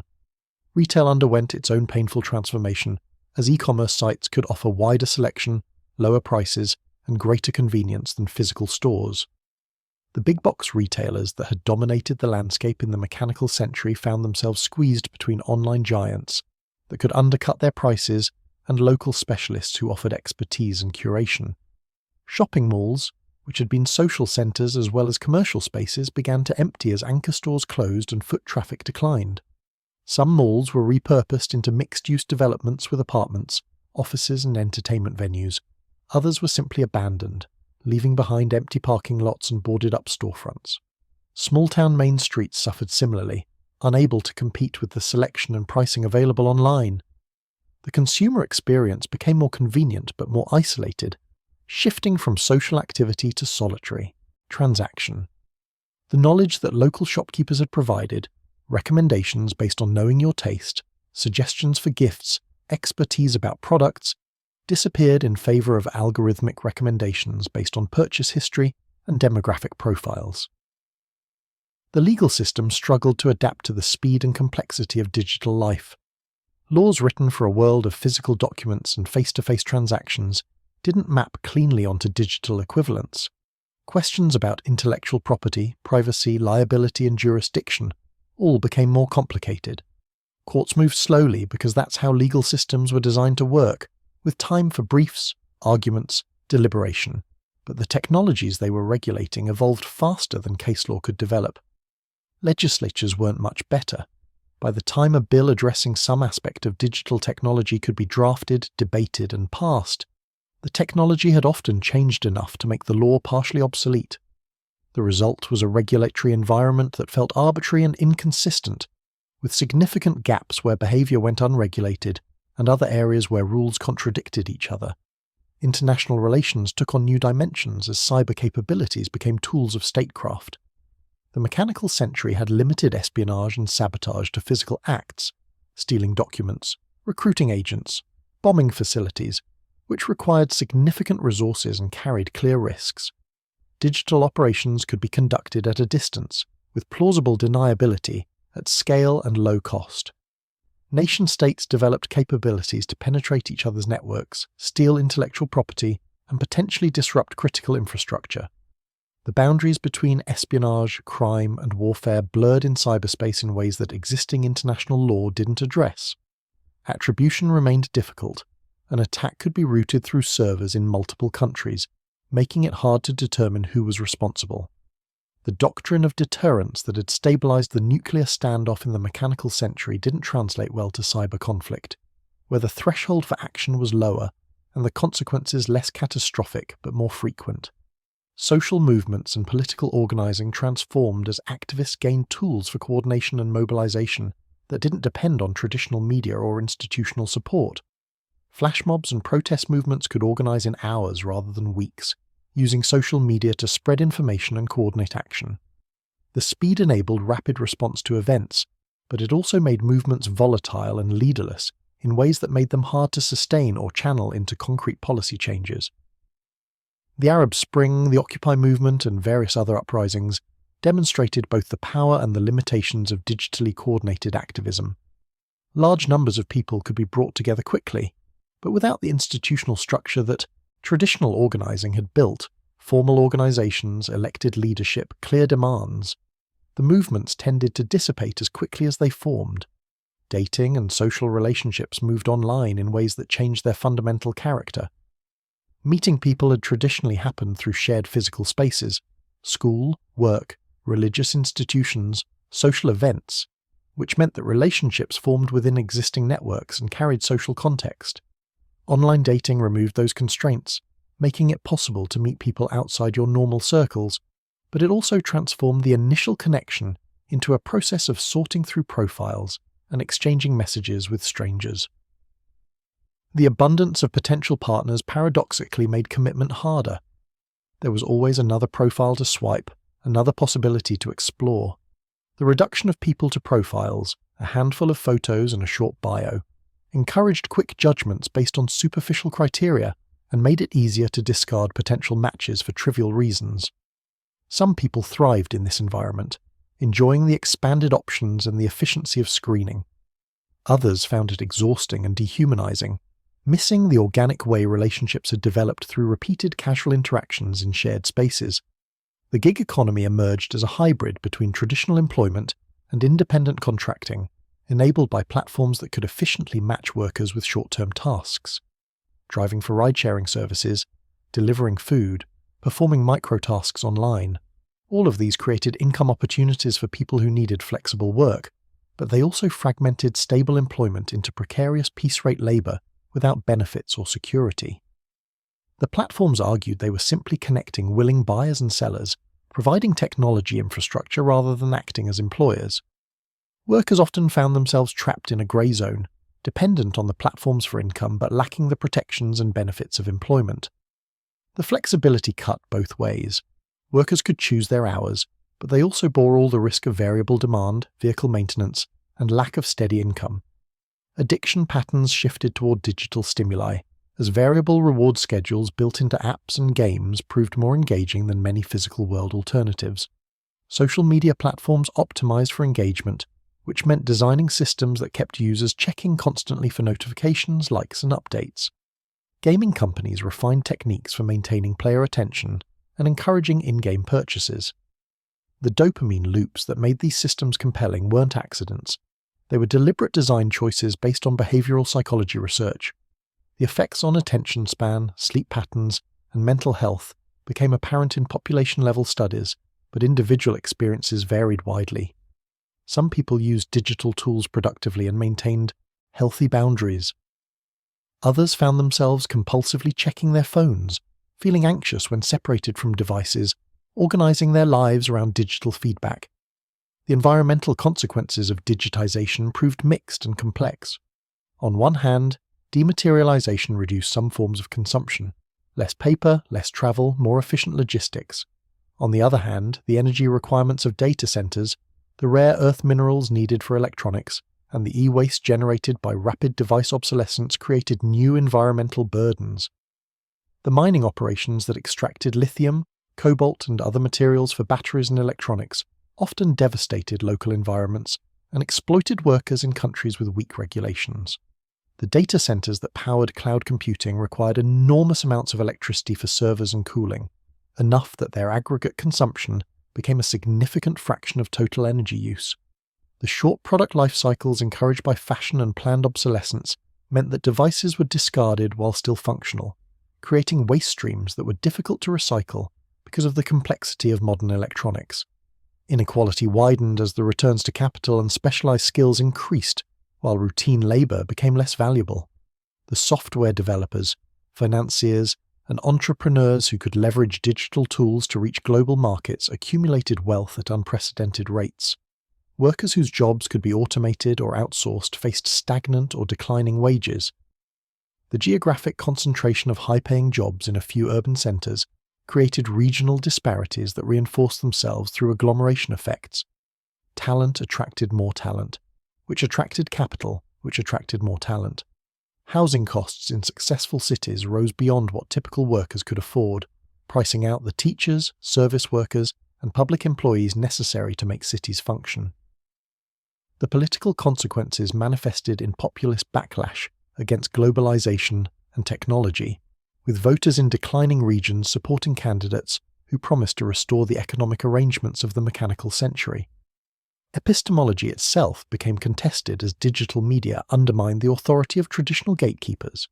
In the mechanical century, information had flowed through institutions, newspapers, broadcasters, publishers, that had reputations to maintain and professional standards to uphold. The barriers to publication meant that most of what circulated had been filtered by editors, fact-checkers, and peer reviewers. Digital platforms removed those barriers, which was democratizing, but also meant that accurate information and misinformation circulated on equal terms. The algorithms that determined what people saw optimized for engagement rather than accuracy, which often meant promoting content that was surprising, outrageous, or emotionally resonant regardless of its truthfulness. Conspiracy theories and pseudoscience found audiences they never could have reached in the mechanical era. The fragmentation of information sources meant that people increasingly inhabited separate epistemic universes, encountering different facts and operating under different assumptions about what was true. Trust in institutions declined as digital tools made it easier to document and publicize institutional failures while making it harder to maintain the mystique that had previously surrounded authorities. Police misconduct caught on video, corporate malfeasance revealed in leaked documents, political hypocrisy exposed through archived social media posts. All of these eroded the deference that had characterized the mechanical century. The institutions often deserved the scrutiny, having relied on opacity to maintain authority they hadn't always earned. But the relentless exposure also made it difficult for any institution to maintain legitimacy, creating a crisis of confidence in collective institutions generally. The result was a society that was more transparent but also more cynical, more informed about flaws but less capable of collective action. The arts struggled with digitization in ways that were both liberating and destructive. The costs of creation and distribution fell dramatically, making it possible for anyone with a computer to produce and share music, video, writing, and visual art. The gatekeepers who had controlled access to audiences lost their monopoly, which expanded the range of voices and styles that could find audiences. But the economic model that had supported professional artists collapsed. The abundance of free content made it nearly impossible to charge for creative work, and the attention economy meant that even reaching an audience required constant self-promotion and platform manipulation. Artists found themselves spending more time on marketing and less on creation, or accepting that their art was a hobby rather than a career. The cultural output became broader but thinner, with more diversity but less depth, more experiment but less polish. Memory itself changed character as digital archives made perfect recall possible, but also optional. In the mechanical century, remembering was necessary because information couldn't be easily retrieved. People developed elaborate internal systems for organizing knowledge, and education focused partly on strengthening memory. Digital tools made memory less necessary. You could always look things up. The change freed cognitive resources for other tasks, but it also made people more dependent on external systems. When those systems were unavailable, no phone, no connection, no power, people found themselves helpless in ways that would have seemed strange to their parents. The collective memory also became more perfect and more accessible, which had complex effects. Historical events could be researched in detail, primary sources examined directly, but the permanent record also meant that youthful indiscretions never fully faded, that context collapsed, and past statements could be weaponized regardless of how much time had passed or how much people had changed. The pace of life accelerated in ways that were difficult to resist individually even when collectively recognized as problematic. Email created an expectation of rapid response that bled into evenings and weekends, making it hard to disconnect from work. The always-on nature of digital communication meant that the boundaries between professional and personal time became porous and had to be actively defended. The constant availability of distraction made sustained focus harder to maintain. The habit of checking phones every few minutes became so ingrained that people did it unconsciously. The long-form thinking that the mechanical century had encouraged, reading books, following complex arguments, working through problems systematically, competed with the rapid-fire stimulation of digital media. Some people adapted by developing new practices of deliberate disconnection, setting boundaries around device use, creating spaces for sustained attention. Others found themselves perpetually distracted, skimming surfaces without going deep, feeling busy but not productive. Children growing up in the digitally accelerated world developed different cognitive patterns than their parents. They were native to environments of constant stimulation and rapid task switching, comfortable with parallel processing and partial attention in ways that looked like distraction to older generations. The educational system struggled to engage them using methods designed for a slower, more focused mode of learning. Teachers experimented with incorporating digital tools into classrooms, but often found that devices became sources of distraction rather than aids to learning. The deeper question, whether the cognitive patterns encouraged by digital environments were adaptive or maladaptive, remained unresolved. Perhaps this was simply what human cognition looked like when technology changed faster than biology, and the next generation would develop still different patterns adapted to whatever came next. The geopolitical consequences of the late but rapid digital transition created new forms of competition and cooperation. Nations that had dominated the mechanical century found their advantages eroded as digital infrastructure could be built quickly and didn't depend on accumulated industrial capital. Countries that had been peripheral in manufacturing became central in services that could be delivered digitally. English language skills became more valuable as the internet developed primarily in English, giving advantages to nations with English-speaking populations or strong English education. The concentration of platform companies in the United States gave it soft power through the architecture of digital communication, but also created vulnerabilities as other nations sought to build alternative systems or regulate American companies operating in their territories. China developed its own digital ecosystem behind regulatory barriers, creating a parallel internet that served a fifth of humanity but remained separate from the global network. The fragmentation that had seemed impossible in the early optimistic days of the internet became reality as nations asserted sovereignty over digital spaces. The speed of change left people disoriented in ways that were hard to articulate. It wasn't just that technology was different, it was that the rate of change meant nothing could be taken for granted. Skills that had been valuable became obsolete within years. Industries that had seemed permanent vanished. Ways of doing things that had worked for generations stopped working. The constant adaptation required was exhausting for many people, particularly those in middle age who had built their lives around assumptions that no longer held. Younger people, who had grown up with constant change, seemed more comfortable with impermanence, but also more anxious, uncertain about whether any foundation they built would remain stable. The collective sense of acceleration created a present-focused culture where long-term planning seemed pointless because the future was too uncertain to predict. Looking at the full arc from the mechanical century through the digital acceleration toward an increasingly automated future, the contingency of it all became clear. The delay hadn't prevented the transformation, it had only compressed it into a shorter time span, making the contrast starker and the adaptation more jarring.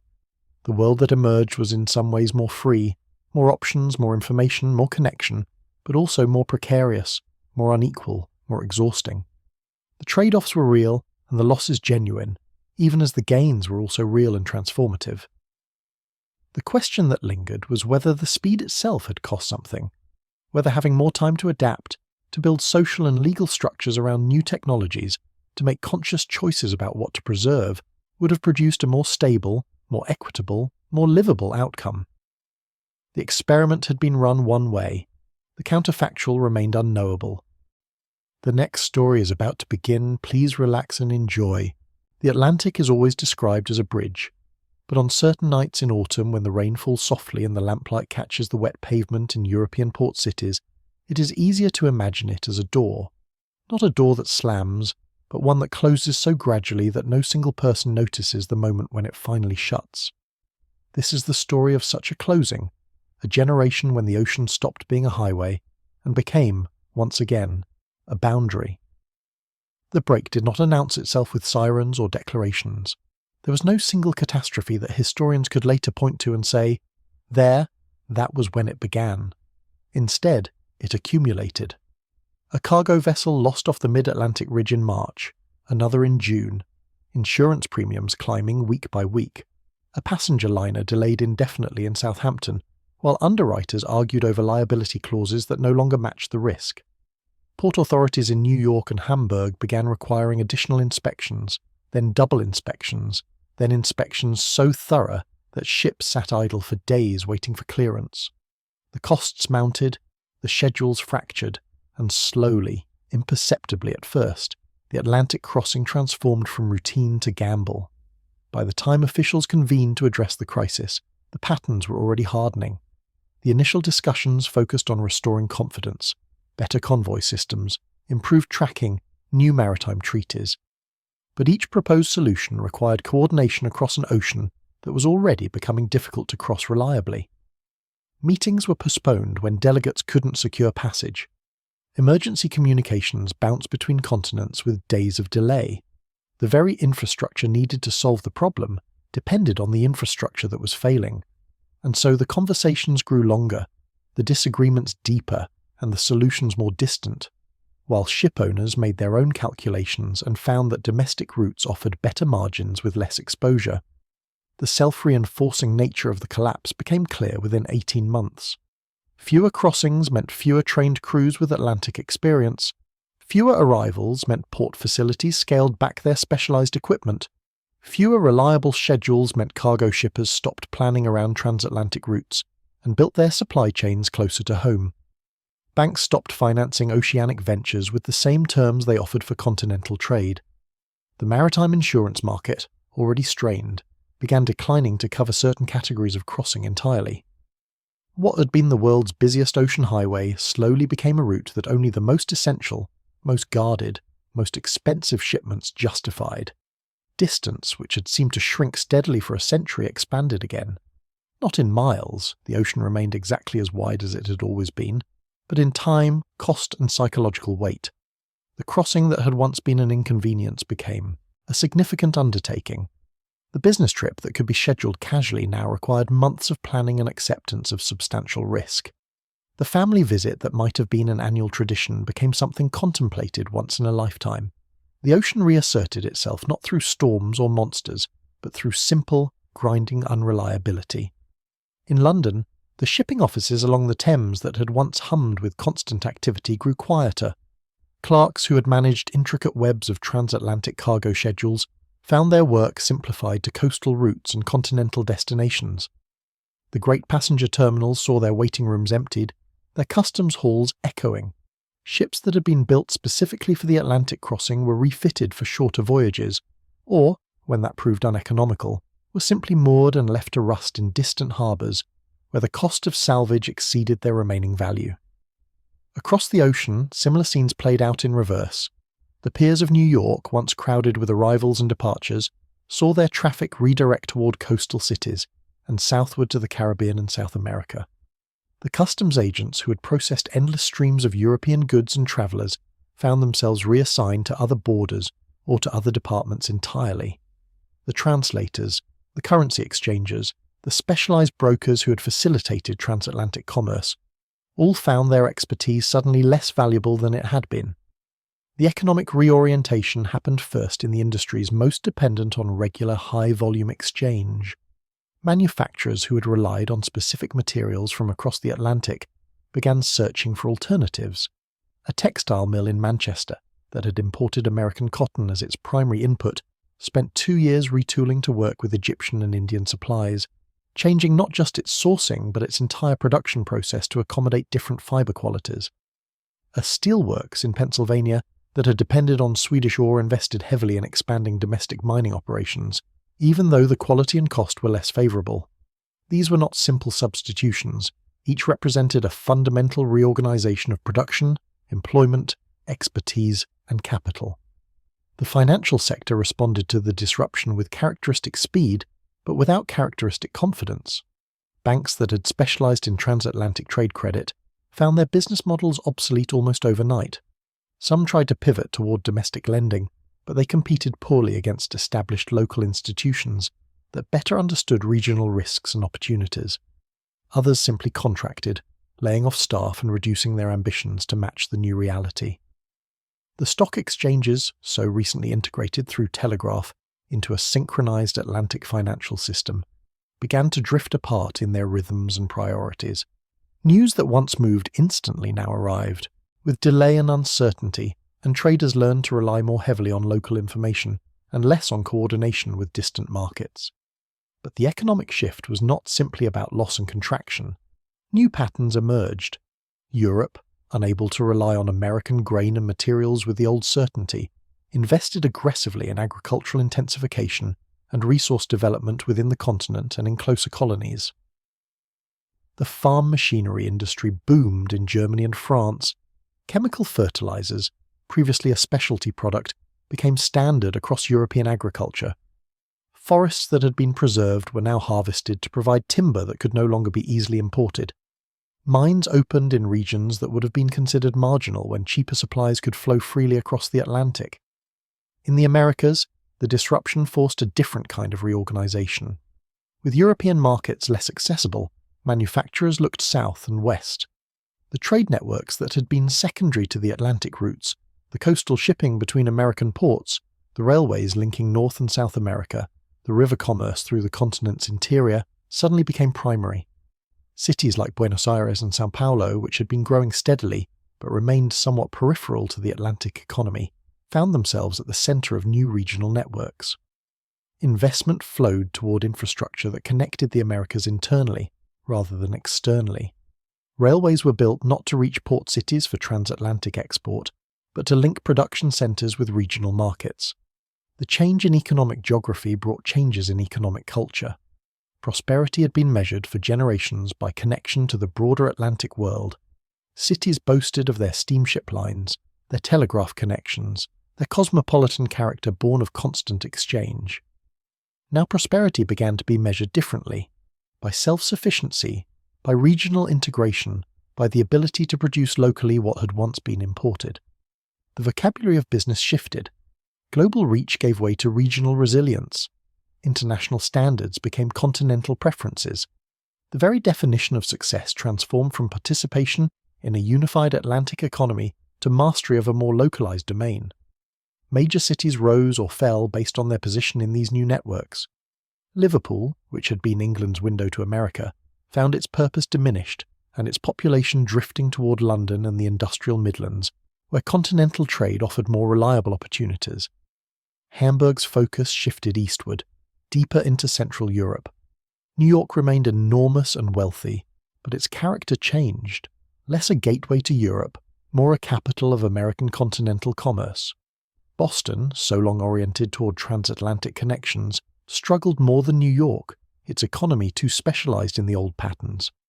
Meanwhile, cities, like Chicago and Toronto, already oriented toward internal North American networks, found their importance enhanced. The geopolitical consequences took longer to manifest but proved equally profound. The Atlantic Alliance system, built on assumptions of rapid communication and reliable movement of troops and material, began to feel increasingly theoretical. When crises emerged, and they always emerged, the mechanisms of coordination that had been merely cumbersome became nearly impossible.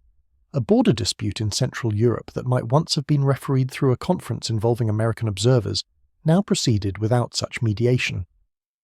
A trade disagreement in South America that might have involved European arbitration now was settled through regional negotiation, or simply left unresolved. Military planning adjusted to the new constraints. The American Navy, which had been expanding its Atlantic fleet with an eye toward projecting power in European waters, reoriented toward Pacific and Caribbean priorities. European powers, which had contemplated transatlantic cooperation as a check on regional competitors, returned to purely continental calculations. The strategic planning documents began to reflect a world where the Atlantic was no longer a shared operational space, but a boundary between distinct spheres of influence. The effect was not immediate war, or even immediate hostility, but rather a gradual cooling of relationships that had been forged in an era of closer connection. Diplomats still communicated, but through cables and letters rather than face-to-face meetings. Treaties were still negotiated, but with longer delays and more misunderstandings born of context that could not be easily conveyed at a distance. Trust, that delicate commodity that requires constant reinforcement through personal contact and shared experience, began to erode. The erosion showed itself in small ways before becoming a larger pattern. Military attachés who had been stationed in foreign capitals to build understanding between forces were recalled or simply not replaced when their terms ended. Joint training exercises that had been scheduled became too complicated to coordinate. Intelligence sharing, never entirely free, became more guarded as each side worried that information given today might be used against them tomorrow if relations deteriorated further. The caution was self-fulfilling. As cooperation decreased, so did the mutual dependence that had made cooperation seem worthwhile. Alliances that might have formed quickly in an earlier era now took years to negotiate, and even then remained fragile. Without the ability to station troops or move supplies reliably across the Atlantic, mutual defense pacts felt less like concrete commitments and more like vague promises. A European power threatened by a neighbor could not count on American reinforcements arriving in time to matter. An American interest challenged in the Western Hemisphere could not assume European naval support would be available. Each side developed contingency plans that assumed they would face their challenges alone, and those assumptions shaped procurement, training, and doctrine in ways that made future cooperation even more difficult. The development of distinct military doctrines on each side of the Atlantic reflected these diverging realities. European powers, facing each other across land borders, invested in mass conscription armies, extensive railway networks for rapid mobilization, and defensive fortifications designed to buy time for allies to assemble. American military thinking, focused on hemispheric defense and Pacific interests, emphasized naval power, coastal fortifications, and the ability to project force over long distances within the Americas, but with less concern for European entanglements. The two military cultures, once in constant conversation, began to speak different languages and to see different threats. The psychological dimension of this separation was subtle but pervasive. Security for a generation before the break had been conceived as a transatlantic problem, requiring transatlantic solutions. Now it became a series of regional problems requiring regional solutions. The very idea of the West as a unified geopolitical entity began to fragment.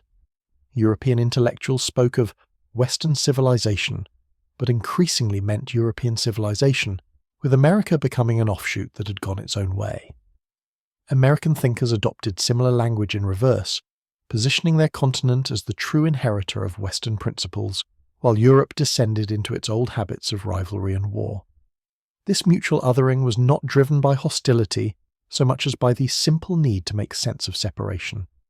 When allies cannot be relied upon, it is psychologically easier to redefine them as not quite allies, as different in fundamental ways that explain and justify the distance. The narratives that emerged on each side of the Atlantic increasingly emphasized divergence rather than commonality, distinctiveness rather than shared heritage. These were not deliberate propaganda campaigns, though governments sometimes encouraged such thinking. More often, they were organic responses to changed circumstances, as people constructed identities that matched their actual experiences rather than aspirational visions of unity. The human dimension of the break was perhaps most painful in the realm of migration and family connection. The great wave of migration that had linked European and American populations for generations did not stop instantly, but it slowed dramatically. Where once hundreds of thousands made the crossing each year, fleeing poverty or persecution, seeking opportunity or adventure, now only tens of thousands attempted it, and many of those turned back when faced with the delays, costs, and uncertainties. The communities most affected were those still in the process of formation, still deeply connected across the Atlantic through recent immigration. Irish neighbourhoods in Boston that had been constantly refreshed with new arrivals from County Cork and County Mayo saw that flow reduced to a trickle. Italian districts in New York that had been built by and for immigrants from Calabria and Sicily became more settled, less dynamic, more thoroughly American in their character. German communities in the Midwest that had maintained close ties to the old country found those connections attenuating, the letters arriving less frequently, the visits becoming impossible to arrange. For individuals caught between two worlds, the break meant impossible choices. A man who had planned to spend 10 years in America building savings before returning to bring his family over found that plan suddenly obsolete. Either bring them now, at great expense and risk, or accept that the reunion might never happen. A woman who had left parents in Europe with promises of regular visits found those promises unkept, the guilt accumulating with each passing year that contact remained only through letters that took weeks to arrive and often seemed inadequate to convey what needed saying. The children of immigrants, the second generation, experienced the break differently. For them, the old country had always been somewhat abstract. Stories told by parents, traditions maintained in immigrant communities, identities claimed but not deeply felt. The break made these connections even more tenuous. Without the regular arrival of new immigrants to reinforce ethnic identities and cultural practices, assimilation accelerated. Language retention declined more rapidly. Traditional customs were maintained more as performance than as lived experience. The hyphenated identities, Irish American, German American, Italian American, began to emphasize the second half more than the first. This shift was not universal or uniform. Some communities worked deliberately to preserve connections across the Atlantic despite the obstacles. Churches maintained correspondence with their mother institutions. Cultural societies organized to keep traditions alive. Newspapers in immigrant languages continued to publish, though with less news from the homeland and more focus on local community matters. But these were efforts swimming against a powerful current, and they could slow but not stop the process of separation. Cities changed their character as migration slowed. The neighborhoods that had been in constant flux, with new arrivals moving in as earlier immigrants moved up and out, became more stable. This stability brought some benefits. Stronger local institutions, more political power as communities became established voting blocs, better relations with surrounding neighborhoods as suspicion of foreigners decreased. But it also brought loss, less linguistic diversity, less cultural innovation born of mixing, less sense of connection to a wider world. The European side experienced these changes differently but no less profoundly. The safety valve of migration, which had allowed tens of thousands to leave each year in search of better lives, was suddenly less available. Young men who might have tried their luck in America now had to make their futures at home. This increased competition for jobs and land, adding to social pressures that were already substantial. In some countries, governments responded by encouraging internal migration or settlement in colonies, trying to redirect the energy and ambition that had previously flowed across the Atlantic. The demographic effects rippled outward in unexpected ways. America, with migration sharply reduced, saw birth rates take on greater importance in shaping its ethnic composition.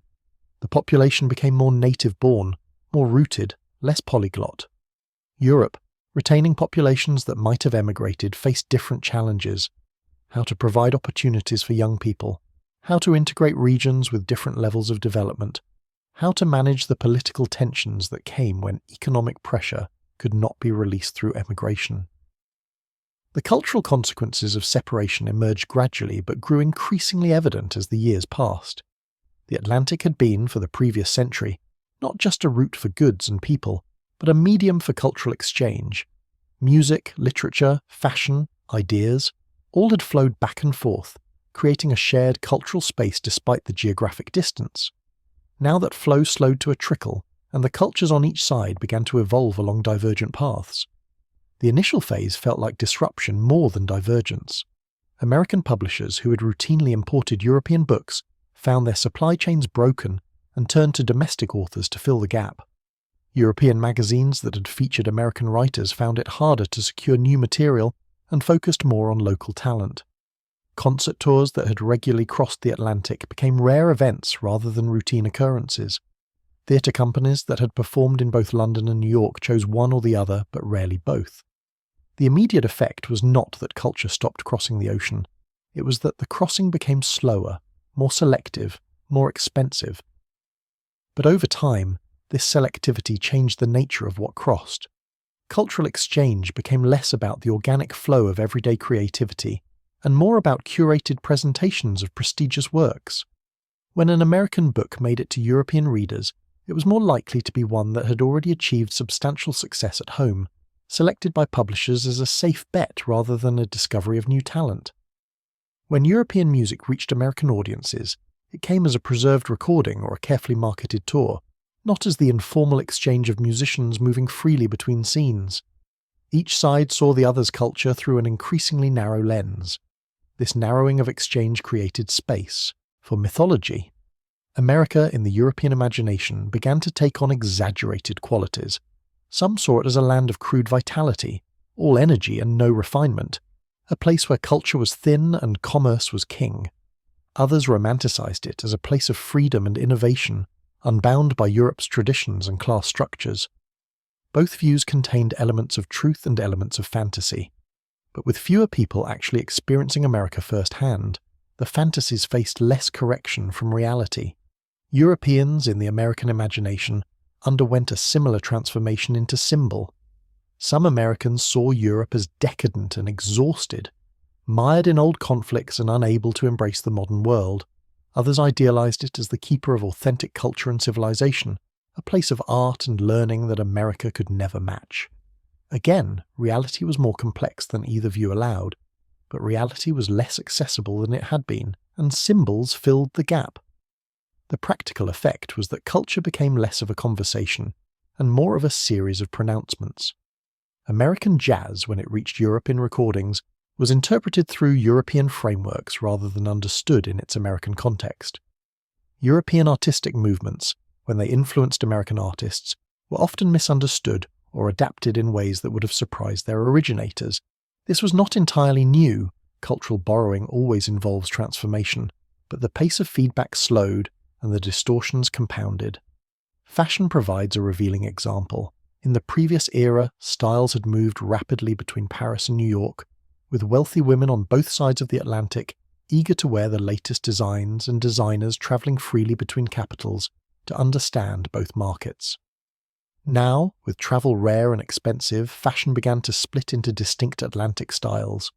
European design, influenced by available materials and local preferences, moved in certain directions. American fashion, shaped by different constraints and different cultural values, moved in others. When the styles did cross over, they came as exotic imports rather than as part of a unified fashion system. Literature diverged perhaps most profoundly because it relied so heavily on shared context and language that was constantly being refreshed through exchange. American English and British English had always had differences, but constant contact had kept them mutually intelligible and mutually influential. Now the differences began to widen. New slang emerged independently on each side. Publishing conventions diverged. Literary movements developed in response to local conditions without the constant cross-pollination that had previously occurred. A novel written in America increasingly needed cultural translation to be understood in Britain, and vice versa. The film industry, still in its early development when the break began, evolved along parallel but distinct paths. Hollywood, already emerging as America's film capital, developed without the European competition and European artistic influence that might have shaped it differently. European film industries, particularly those in France and Britain and Germany, developed their own approaches without the same degree of American commercial pressure. When films did cross the Atlantic, which they occasionally did as film prints were easier to transport than live performers, they often seemed strange to audiences, reflecting different aesthetic values and different assumptions about what cinema should be. Music recorded on different continents began to sound different, not just in genre, but in technical approach. American recording studios developed certain techniques and preferences. European studios developed others. Jazz evolved in America without the same degree of European influence that might have shaped it, had transatlantic exchange remained constant. European classical music continued its development, but with less awareness of American innovations in popular music that might have influenced it. The result, after a generation, was two musical landscapes that shared some common heritage but were increasingly distinct in their contemporary expressions. The infrastructure of cultural exchange itself transformed. The publishing houses that had maintained offices on both sides of the Atlantic closed some operations or reorganized to focus on single continents. The concert agencies that had specialized in booking transatlantic tours shifted to more reliable regional circuits. The art galleries that had regularly exhibited European works in America or American works in Europe reduced such exhibitions to rare events. The institutions that had facilitated cultural connection either adapted to the new reality or disappeared. In their place, new institutions emerged that reflected the separation. Cultural societies were formed explicitly to preserve knowledge of the other side. The American Society for European Culture, the European Association for American Studies, acknowledging by their very existence that such knowledge could no longer be taken for granted. These organizations collected books and records and photographs, organized lectures by the rare travelers who still made the crossing, and tried to maintain awareness of cultural developments across the ocean. But they were fighting against the natural tendency of attention to focus on what was immediate and accessible. Education changed to reflect the new cultural geography. Schools in America began teaching less European history and more American and hemispheric history. European schools reduced their coverage of American topics. Language instruction shifted focus. In America, Spanish became more important than French or German, as hemispheric connections grew more relevant than European ones. In Europe, English instruction continued but increasingly focused on British English rather than including American variations. The curriculum changes both reflected and reinforced the growing cultural separation. The technological trajectories of the two sides of the Atlantic began to diverge in ways that would have seemed unlikely before the break. Innovation had previously been a transatlantic conversation, with engineers and inventors on both sides aware of each other's work and building on each other's advances. Now that conversation became intermittent and incomplete. European engineers working on a problem might develop a solution unaware that American engineers had already solved it differently, or vice versa. The result was not that progress stopped, but that it forked. Railway development provides a clear example. Both continents invested heavily in expanding and improving their rail networks, but they did so in response to different needs and with different constraints. European railways, serving densely populated areas with moderate distances between cities, focused on speed and frequency. American railways, crossing vast spaces between population centers, emphasized capacity and efficiency. These different priorities led to different technical standards, different gauges, different signaling systems, different approaches to locomotive design. In an earlier era, international conferences would have worked to harmonize these standards. Now each continent developed its own, and the standards became more incompatible with each passing year. electrical systems underwent similar divergence. As electrification spread, in cities first, then gradually into more rural areas, decisions made about voltage, frequency, and plug design had lasting consequences. With less coordination between European and American engineers, these decisions were made independently, optimizing for local conditions. The result was that by the end of the generation, electrical equipment manufactured for American markets could not simply be plugged in and used in Europe, and vice versa. This incompatibility, trivial in itself, stood as a symbol of broader technical divergence. Communications technology advanced on both continents but along different lines. The telephone networks that expanded rapidly in this period developed different switching systems, different protocols, different approaches to long-distance transmission. Radio broadcasting, coming into its own during these years, established different frequency allocations and different regulatory frameworks. Each system worked well within its home continent but could not easily interconnect with the other. The dream of instantaneous transatlantic communication persisted, but the reality was that even the cable links that remained required complex adaptations to bridge incompatible systems. Industrial production became increasingly specialized for continental markets. A factory in Germany designing agricultural equipment optimized for European field sizes and European farming practices. A factory in Illinois designed for American conditions with different priorities and different scale. The machines, while serving similar purposes, were not interchangeable. This specialization extended to consumer goods, kitchen appliances designed for European electrical standards and European kitchens, furniture designed for European living spaces and European aesthetic preferences, clothing designed for European bodies and European fashion norms. The same was true in reverse for American products. The result was two partially distinct material cultures. Energy development took particularly different paths. Europe, more densely populated and with more limited domestic fossil fuel resources, invested heavily in maximizing efficiency and developing alternative sources. Hydroelectric power was developed more extensively than it might otherwise have been. Coal mining was intensified even in less productive regions. Research into new energy sources received more support. America, with abundant domestic oil and coal and more space for extensive extraction, pursued a path of cheap, plentiful energy. The different energy regimes shaped everything else: industrial processes, residential heating, transportation systems, urban planning. Architecture evolved differently on each side of the Atlantic for reasons both technical and cultural. European architects, working with traditional materials and traditional urban forms, developed modernist movements that responded to specifically European conditions and European debates.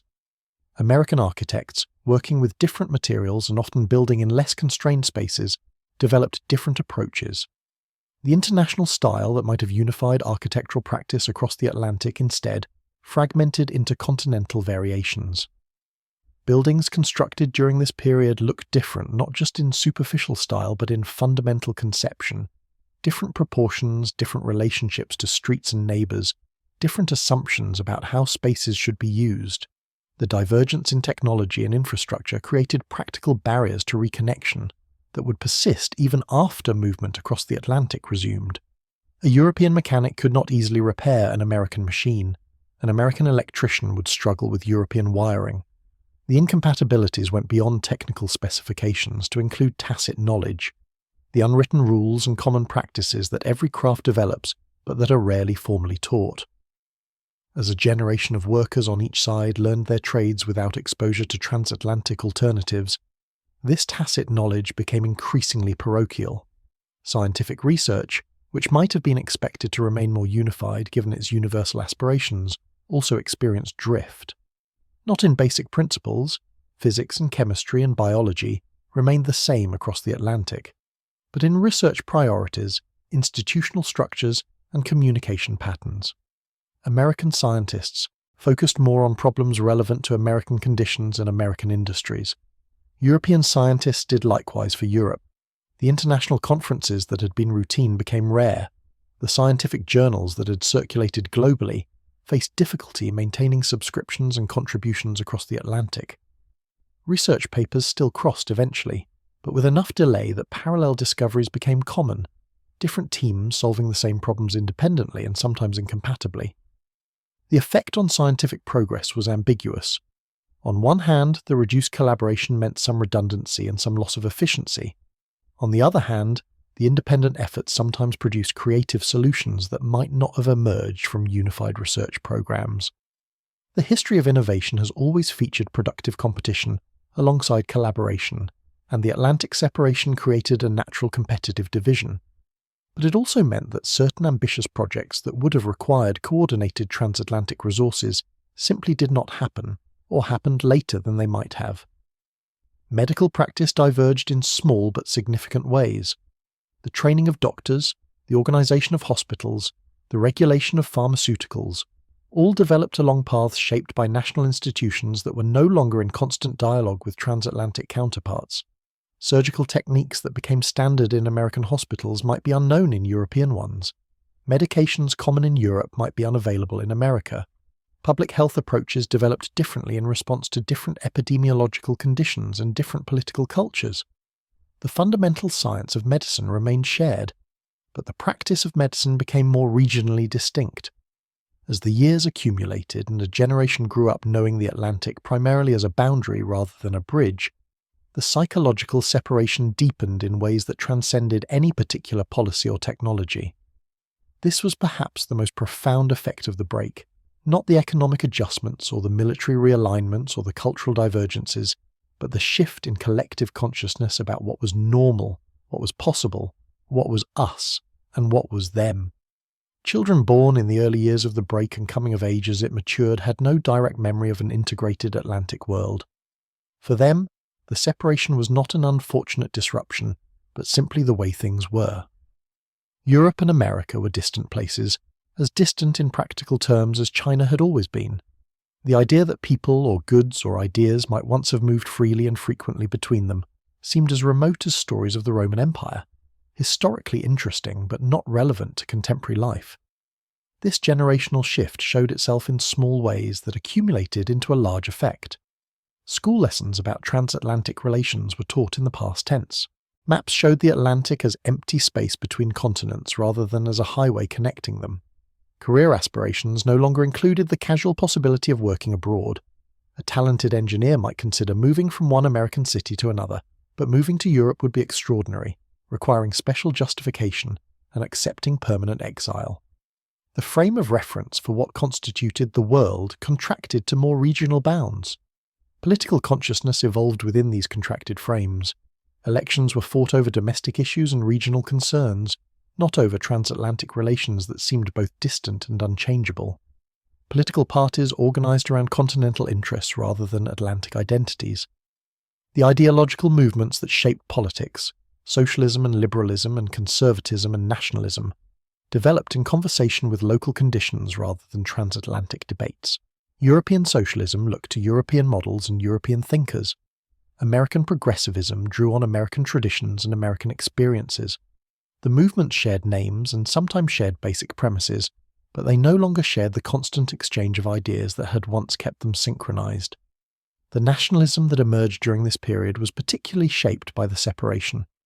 Nationalist movements had existed before, of course, but the Atlantic break provided them with new justification and new opportunities. The inability to rely on transatlantic allies made nations more focused on self-sufficiency and more suspicious of others. The cultural divergence made it easier to define national identity against foreign others. The economic reorientation gave practical weight to arguments about national self-determination and national interest over international cooperation. This nationalism was not primarily aggressive or militaristic, though it had those elements in some places. More often, it was defensive and inward-looking, a turning away from the wider world because the wider world seemed unreachable and unreliable. National governments invested in national industries, national infrastructure, national culture.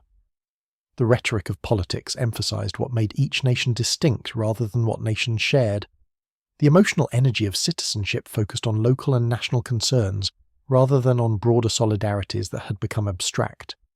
The media landscape both reflected and reinforced these changes. Newspapers, which had once included substantial coverage of foreign news and especially transatlantic news, reduced that coverage as their audiences grew less interested, and as gathering news from across the Atlantic became more difficult. The news that did arrive came through official channels and government briefings more than through independent correspondence. The result was that populations on each side of the Atlantic understood the other primarily through selective and often distorted reporting. This selective reporting created space for propaganda and myth-making. Governments could characterize the other side of the Atlantic in ways that served domestic political purposes, and their populations had little independent information with which to evaluate those characterizations. If a European government wanted to portray America as dangerously unstable, it could select news stories that supported that narrative, and its citizens would have no easy way to know they were getting a partial picture. The same was true in reverse. The Atlantic break did not create propaganda. Governments had always shaped information to serve their interests, but it made propaganda more effective by removing the corrective of direct experience. The historical narratives that emerged during this period became foundational for how populations understood themselves and their place in the world. Every nation constructs historical narratives, but these narratives are usually contested and revised through exposure to alternative perspectives. When a nation's narrative encounters foreign narratives regularly, through travel and trade and cultural exchange, the most extreme distortions are challenged. During the Atlantic break, that challenging process slowed dramatically. European history textbooks taught a story of European civilization that increasingly downplayed America's role or treated it as an interesting but ultimately peripheral development. The narrative arc ran from ancient Greece through Rome, through medieval Christendom, through the Renaissance, through the Enlightenment, through modern Europe, with America appearing as a colonial offshoot that had gone its own way. The implication, rarely stated explicitly but present nonetheless, was that true civilization remained centered in Europe, while America was something else, vigorous perhaps, wealthy certainly, but not quite civilized in the deep sense. American history textbooks taught a different story. In this narrative, America represented the fulfillment of European principles that Europe itself had abandoned. The arc ran from the ancient republics through the Enlightenment, through the American Revolution, through continental expansion, through industrial development, with Europe appearing as the place Americans had left behind, a region trapped in old conflicts and old hierarchies while America built something new. The implication, again rarely explicit but powerfully present, was that the future belonged to America while Europe represented the past. Both narratives contained truth and both contained distortion, but populations growing up immersed in one narrative or the other had little basis for recognizing the distortions. The shared history that had bound Europe and America, the common intellectual heritage, the cultural connections, the economic integration, receded into abstraction, replaced by stories that emphasized distinctiveness and divergence. This was not a conspiracy, or a coordinated effort, but an organic process of meaning-making in conditions of separation. The long-term effect was the creation of two distinct historical consciousnesses. Events that had been experienced as shared history, wars, economic crises, cultural movements, were remembered differently on each side of the Atlantic, incorporated into different narrative frameworks and assigned different meanings. The diverging memories created diverging expectations about the future. If Europeans and Americans understood their past differently, they necessarily understood their presents differently and imagined their futures differently. The question of reconnection began to arise before the infrastructure for reconnection actually existed. As the generation wore on, and some of the initial causes of disruption were addressed or faded, voices on both sides of the Atlantic began advocating for renewed exchange. But the advocacy faced not just practical obstacles but psychological ones. A substantial portion of the population on each side had grown comfortable with separation, or at least had adapted to it, and saw little reason to bear the costs and risks of reconnection. The arguments for reconnection were both practical and sentimental. Trade, the advocates argued, would benefit both sides. Cultural exchange would enrich both civilizations. Scientific collaboration would accelerate progress. And beyond these practical benefits, there were ties of heritage and common humanity that should not be permanently severed. These arguments had force, but they competed against powerful inertia and against interest that had grown up around the separation. Businesses that had prospered by serving newly regional markets worried that renewed transatlantic competition would threaten their positions.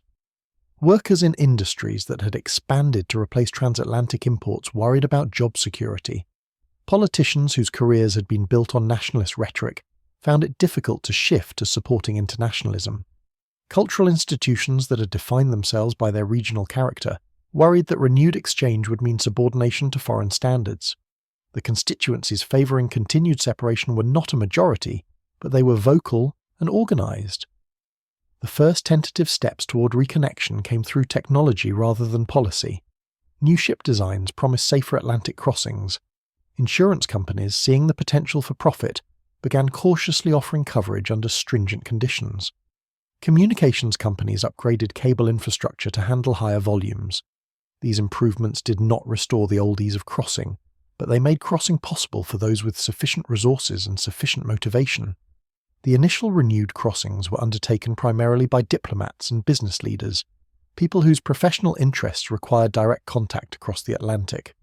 These pioneers found the experience strange and disorienting. The Europe that American visitors encountered was familiar in some ways but alien in others. The accents had drifted. The social customs had evolved. The political references and cultural touchstones that shaped conversation were different enough to require constant explanation and adjustment. European visitors to America reported similar experiences, a sense of recognizing something they had known, but finding it changed in ways they could not quite name. The practical incompatibilities that had developed during the separation created constant friction. An American businessman trying to operate in Europe had to navigate not just different business practices, but different systems of measurement, different electrical standards, different communication protocols. A European artist touring in America found that agreements about contract terms meant different things, that promotional materials needed not just translation but cultural adaptation, that assumptions about how events should be organized were not shared. These were not insurmountable obstacles, but they required constant negotiation and adjustment. The most jarring discovery for many who reconnected was how much the other side had changed, while retaining the conviction that they had stayed true to essential values. Americans arriving in Europe sometimes felt they were visiting a museum culture, too attached to tradition and suspicious of innovation. Europeans arriving in America sometimes felt they were visiting a crude frontier, all energy and appetite without refinement or reflection. Both sides were partially right and partially wrong, but neither had the historical context to understand how the changes had occurred or why they felt natural to those who had lived through them. Language proved a particularly revealing site of friction. American English and British English had diverged enough that simple conversation sometimes required clarification. New words had entered the vocabulary on each side. Old words had shifted in meaning. Idioms had emerged that were opaque to outsiders. Pronunciation had drifted. The differences were not enough to make communication impossible, but they were enough to make it feel foreign, to create a subtle sense of distance even in conversation. For people old enough to remember when the linguistic gap had been smaller, the change was melancholy. For younger people who had never known a time of closer connection, it simply confirmed that America and Europe were, in fact, different places with different cultures. As travel increased gradually over several years, patterns of exchange began to re-establish themselves, but they remained far below the levels of the pre-break era. Tourism resumed on a small scale, attracting those wealthy enough to afford the still high costs and adventurous enough to accept the still significant uncertainties. Trade increased, but within carefully negotiated frameworks that acknowledged the divergent standards and practices that had developed. Cultural exchange resumed, but with the recognition that what crossed would need adaptation for new audiences. The process of reconnection became entangled with questions of dominance and subordination. In some domains, American standards had become dominant during the separation, in certain industries, in certain technologies, in certain business practices. In other domains, European standards held sway. As exchange resumed, there were winners and losers in the struggle over which standards would be adopted where. These struggles were rarely purely technical. They carried implications for economic advantage, for cultural identity, for national pride. The negotiations were often bitter and prolonged. Governments approached reconnection with extreme caution, neither fully embracing nor fully resisting it. Trade treaties were negotiated that opened some sectors while protecting others. Security arrangements were discussed that offered limited cooperation while maintaining full sovereign control. Cultural agreements facilitated some exchange while ensuring that national institutions retained their autonomy. The result was a patchwork of partial reconnections, each carefully circumscribed, each reflecting the tension between the desire for renewed contact and the fear of losing what had been built during separation. The generation that had grown up during the break found itself torn. Some, especially in cosmopolitan centres, embraced reconnection eagerly, seeing it as an opportunity to transcend the limitations of their regional world. Others, especially in areas that had prospered during separation or had developed strong regional identities, resisted it as a threat to their way of life.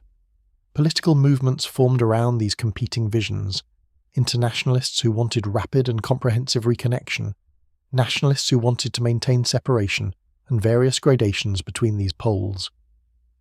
As the years passed and reconnection proceeded, unevenly and incompletely, the defining question became not whether the Atlantic would be bridged again, but what kind of bridge it would be. The old assumption of easy, constant, relatively open exchange seemed unlikely to return. The divergences were too substantial, the interest too entrenched, the consciousness of separation too deep. Instead, what emerged was something more managed and more conditional, exchange that happened through official channels more than organic flow, movement that required permission and explanation rather than simple decision. The memory of separation lingered even as contact increased. Those who remembered the break and lived through it carried a wariness, a knowledge that the Atlantic could become a barrier again if circumstances changed. They did not take connection for granted the way earlier generations had. They diversified their relationships and their supply chains, maintaining regional alternatives even as transatlantic options became available again. The psychological scar of the break proved more lasting than any physical disruption. On a rainy evening in a European port city, an elderly man stands at a window looking out at the harbour.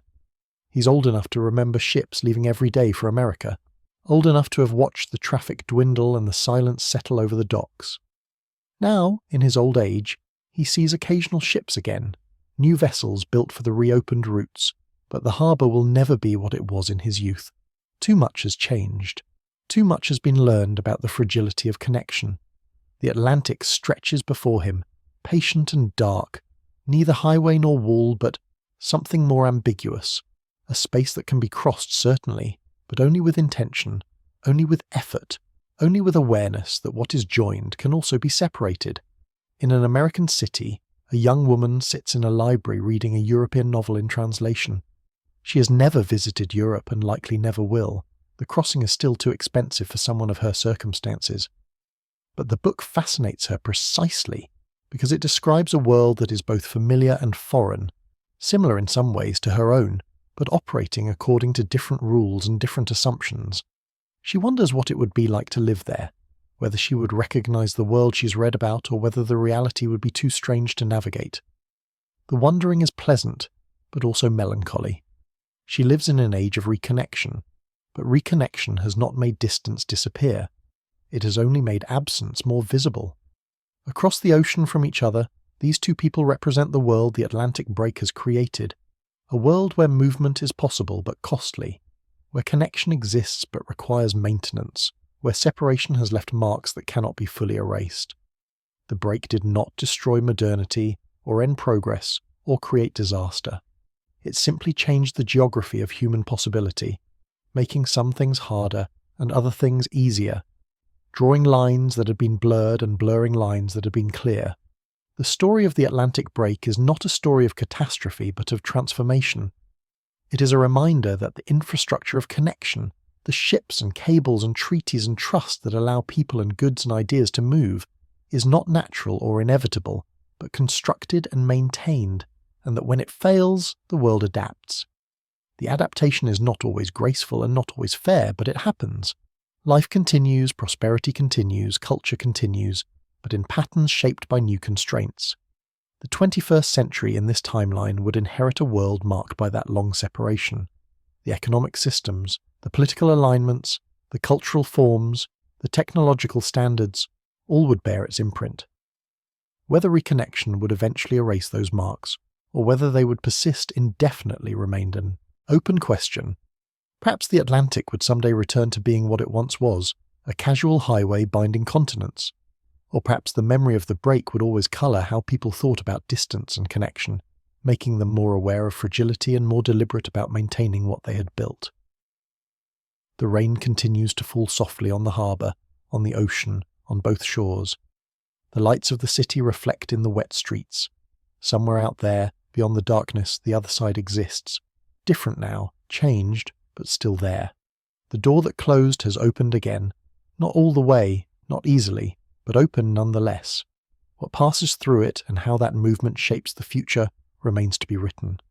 For now, the ocean rests quiet in the darkness, neither barrier nor bridge but possibility itself, waiting.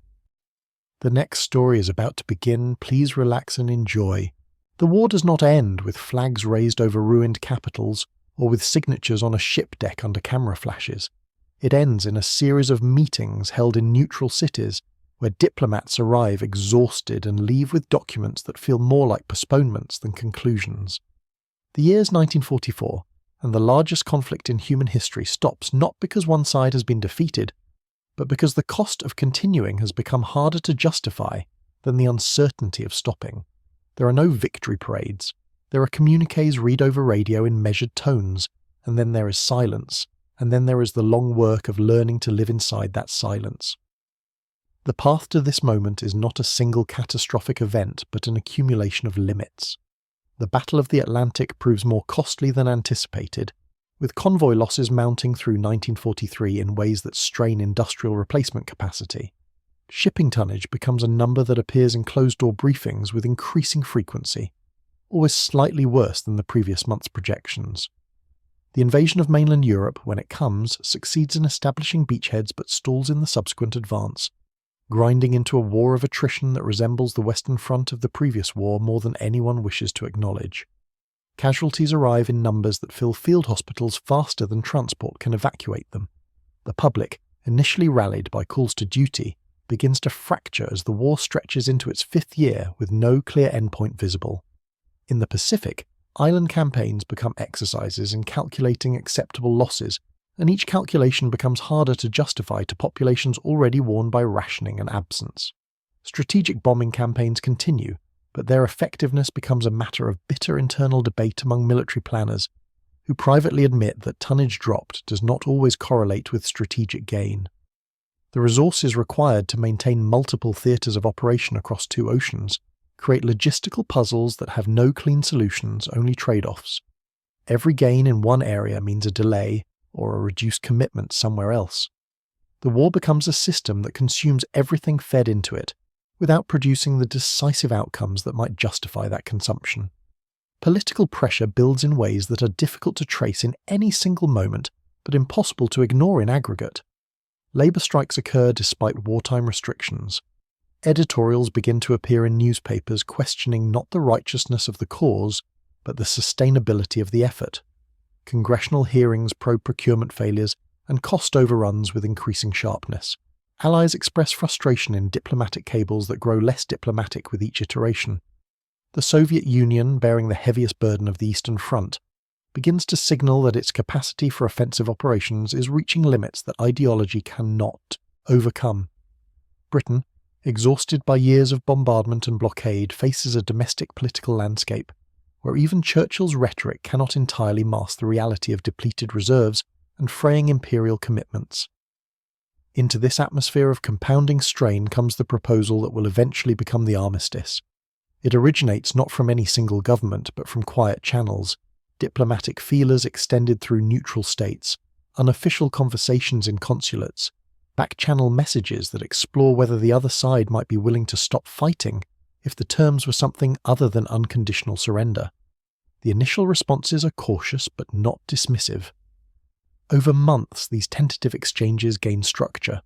Working groups form, language is drafted, rejected, revised. The process is slow and secretive, and when it finally becomes public, it arrives not as a dramatic announcement, but as a fait accompli presented to populations too tired to do more than absorb the news in numb relief. The armistice itself is a peculiar document. It does not declare victory or defeat. It establishes what it calls lines of administrative control rather than permanent borders. It creates inspection regimes and demilitarized zones, mechanisms for prisoner exchange and humanitarian access, protocols for disputed territories and contested resources. The language is technical, bureaucratic, designed to defer rather than resolve. Crucially, it leaves in place the governments that controlled territory at the moment fighting stopped. There is no occupation of Berlin, no liberation of Paris in the sense those words would have meant in another timeline. The map of Europe at the moment the guns fall silent becomes, through legal formalism, the map of Europe going forward. What this means in practice is that Axis control consolidates across a vast swathe of the continent. The administrative apparatus built during wartime, the systems of surveillance, censorship, economic control and ideological enforcement does not dismantle. Instead, it transitions from emergency measure to permanent governance. The security state, once justified as a temporary necessity of total war, becomes simply the state. Borders close not for military reasons but for administrative ones. Travel requires permits, publications require approval, education curricula are standardized around narratives of order and stability. The machinery of control, having been built, continues to operate because dismantling it would require an external force that the armistice has specifically ruled out. In these territories, life develops a quality that is difficult to describe to those who have not lived it.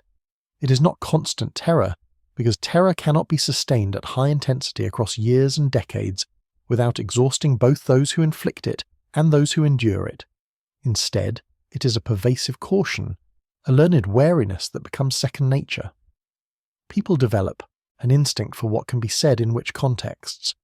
They become fluent in a kind of doublespeak, where official language is used in official settings and private truth is reserved for private spaces, spoken in lowered voices behind closed doors. Trust becomes a rare commodity, distributed carefully among family and a very small circle of intimates. The public square is for performance. Real life happens in kitchens, in basements, in coded phrases that mean one thing to listeners who know and something innocuous to those who do not. The educational system in these regions becomes a particular focus of state attention. Children are taught history as a narrative of necessary order, triumphing over chaos, of stability achieved through strength. Maps show the lines of administrative control as natural and permanent. Literature curricula emphasize themes of duty, sacrifice, and collective belonging. Teachers who deviate from approved materials find their contracts not renewed. Students who ask inconvenient questions are noted in files that follow them into university admissions and employment applications. Over time, this creates a generation that has only ever known one version of the world, for whom the pre-war period exists only as a vague, semi-mythical time described in whispers by grandparents who remember. The economic structure in these territories reorganizes around controlled trade networks. Resources flow along channels determined by state priorities rather than market forces. Factories produce goods according to central allocation plans. Labour is directed toward projects deemed essential to national strength. There is employment, there is housing, there is food distribution, but all of it operates within frameworks that prioritize control over efficiency. Consumer goods exist but are often shoddy, produced to meet quotas rather than satisfy demand. Black markets develop to fill gaps, tolerated when useful, cracked down upon when they grow too visible or too competitive with official channels. In the territories that remain outside Axis control, the armistice creates a different kind of strain. There is relief that the fighting has stopped, but also a profound unease about what has been accepted in exchange for that relief. Political debates become bitter and personal. Accusations fly about who advocated for the armistice, and whether they were defeatists or realists. Veterans return to societies that don't quite know how to receive them, because there is no victory to celebrate but also no defeat to mourn. They are treated with a kind of awkward deference, honoured in ceremony but not quite integrated into the narrative of what happened and why. The western portions of Europe that remain outside direct Axis control develop into a nervous borderland. Cities near the demilitarized zones feel the proximity of the line as a constant presence. Military installations remain at a state of permanent readiness, not quite at war but not at peace either. Trade with the controlled territories is limited and heavily regulated. Refugees who manage to cross over arrive with stories that are difficult to verify and harder to know what to do about.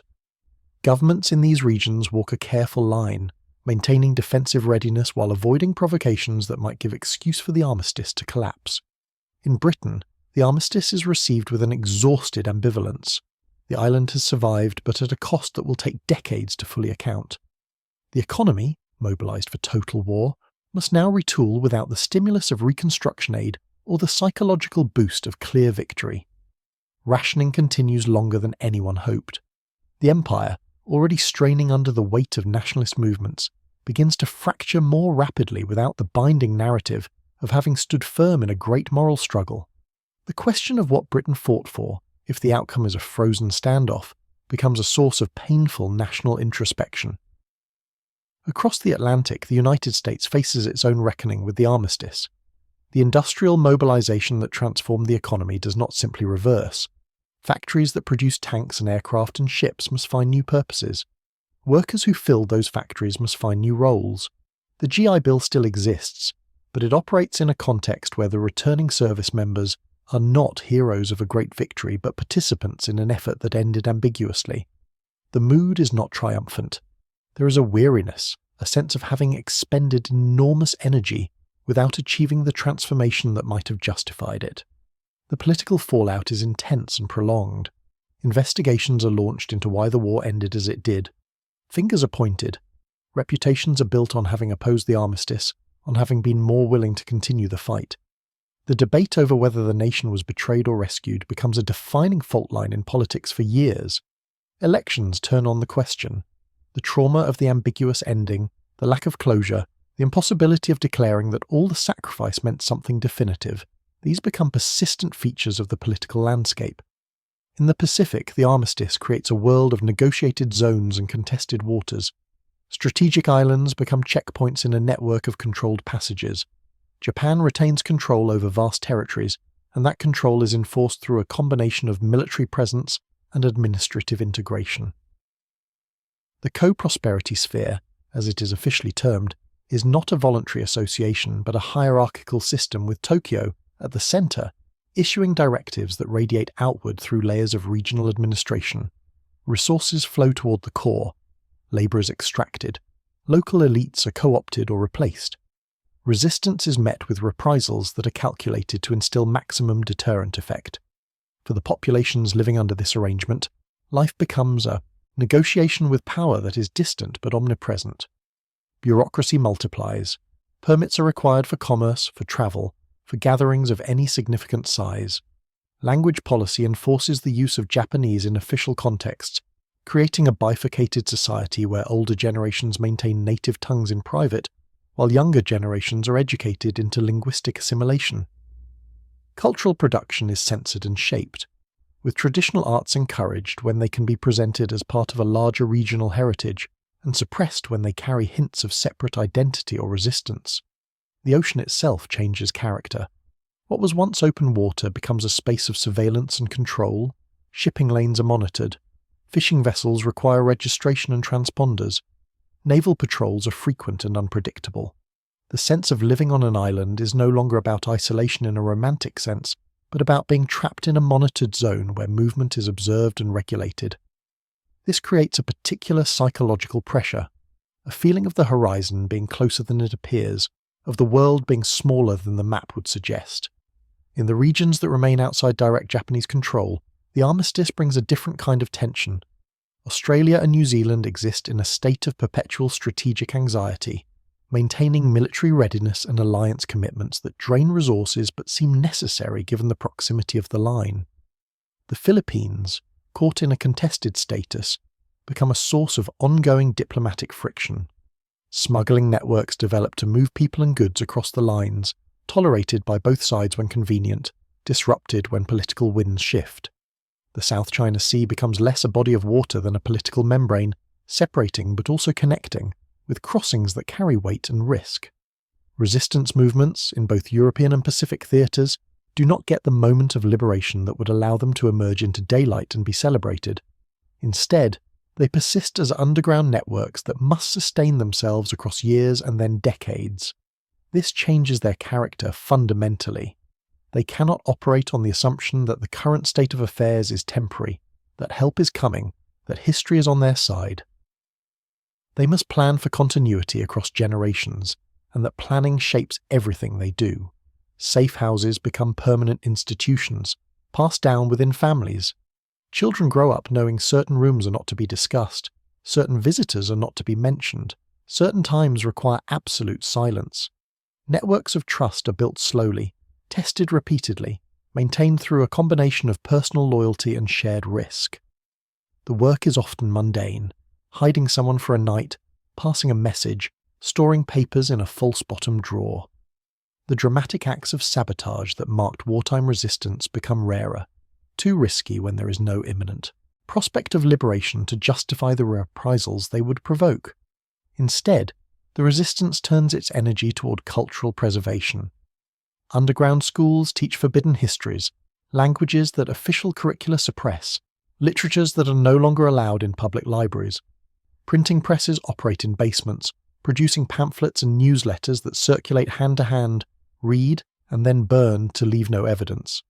Music is preserved through memory, sung in gatherings that have no record, passed from teacher to student in chains of oral transmission.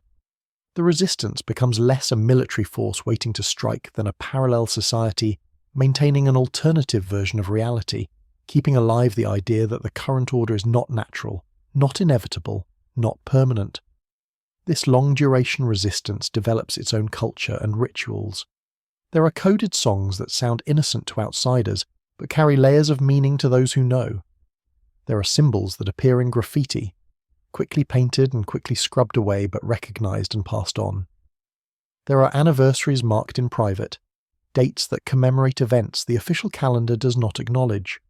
Over time, this underground life develops a richness that is invisible from the outside, but deeply sustaining to those who participate in it. It is exhausting, it is dangerous, but it is also purposeful in a way that collaboration or passive acceptance is not. The nuclear question unfolds very differently in this timeline. Without a demonstration of decisive victory through atomic weapons, the programs that would lead to their development proceed along different lines, driven by different motivations.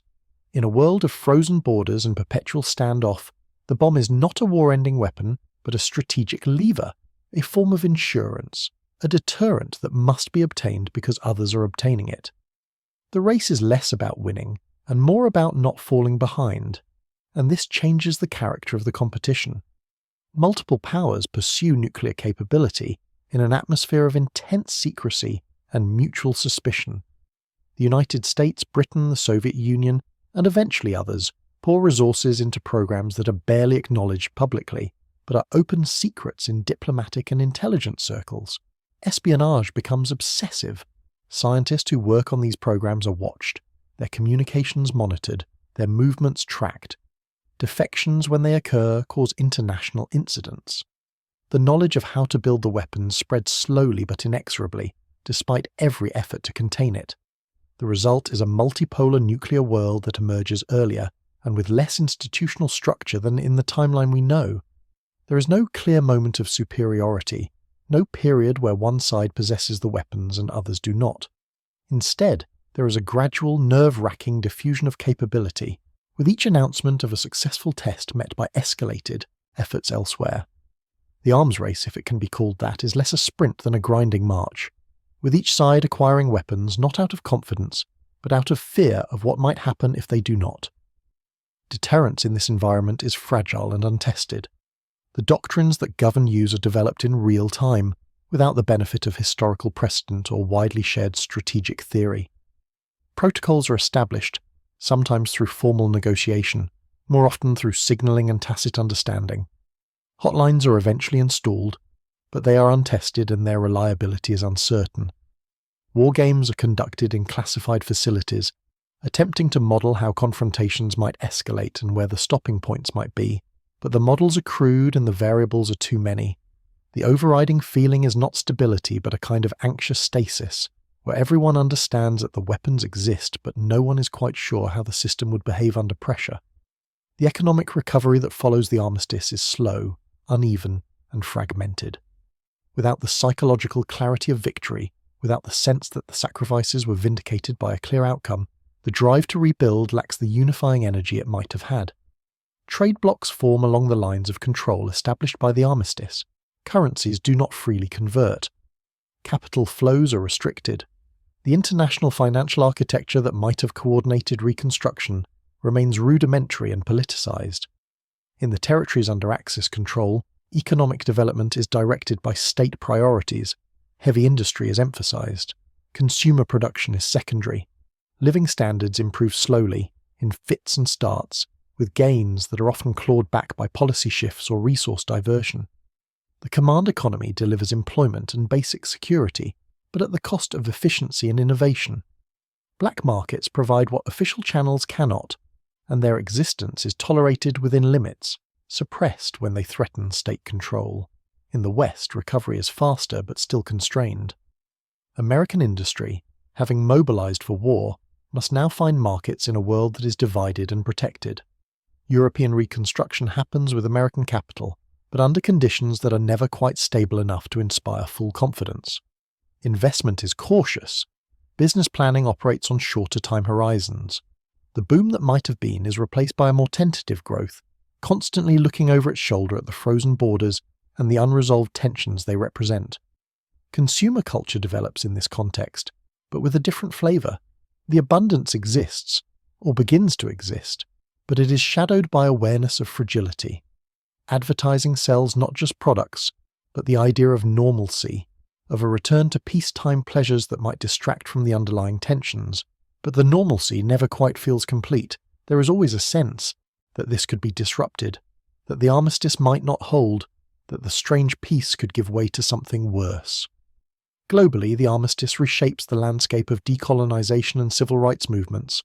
The moral language that might have emerged from a clear Allied victory, the rhetoric of freedom defeating tyranny, of universal rights vindicated by military success, is muddied by the ambiguous ending. The colonized peoples of Asia, Africa, and the Caribbean find themselves in a world where the European powers are weakened but not decisively so, where the United States is powerful but cautious, where the Soviet Union is focused on its own borders and immediate security. Independence movements continue, but they operate without the tailwind of a victorious liberal internationalism. Where they succeed, it is through their own efforts, through long campaigns of civil resistance, negotiation, and sometimes armed struggle. The victories, when they come, are hard-won and often partial.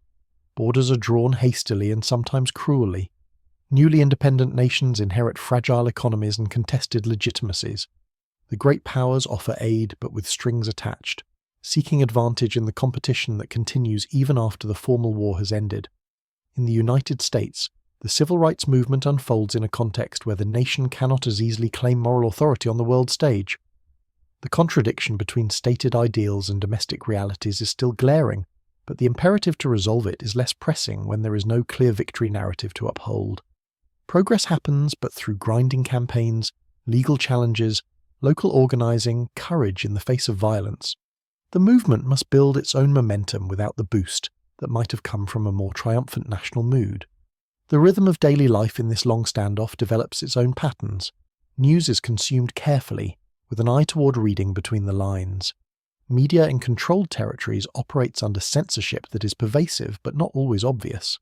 Stories are shaped through omission rather than overt propaganda, through emphasis and framing rather than outright lies. People learn to decode this, to understand what is not being said, to compare notes in trusted circles about what might actually be happening. In households, families develop strategies for navigating the tension between public and private life. Children are taught to be careful, to understand that not everything that is said at home can be repeated at school. Parents make calculations about how much truth to share, how much to protect their children through ignorance, how to prepare them for a world that requires constant vigilance without crushing them under the weight of that requirement. Rituals of normalcy are maintained with a kind of determined ordinariness. Holidays are celebrated, birthdays are marked, weddings and funerals proceed with their traditional forms, but underneath there is always the awareness of the larger situation, the frozen conflict, the unresolved tensions. Gatherings have a tentative quality, a sense that this moment of peace or celebration is carved out of something larger and less stable. Travel, where it is permitted, carries a weight it would not have in a more open world.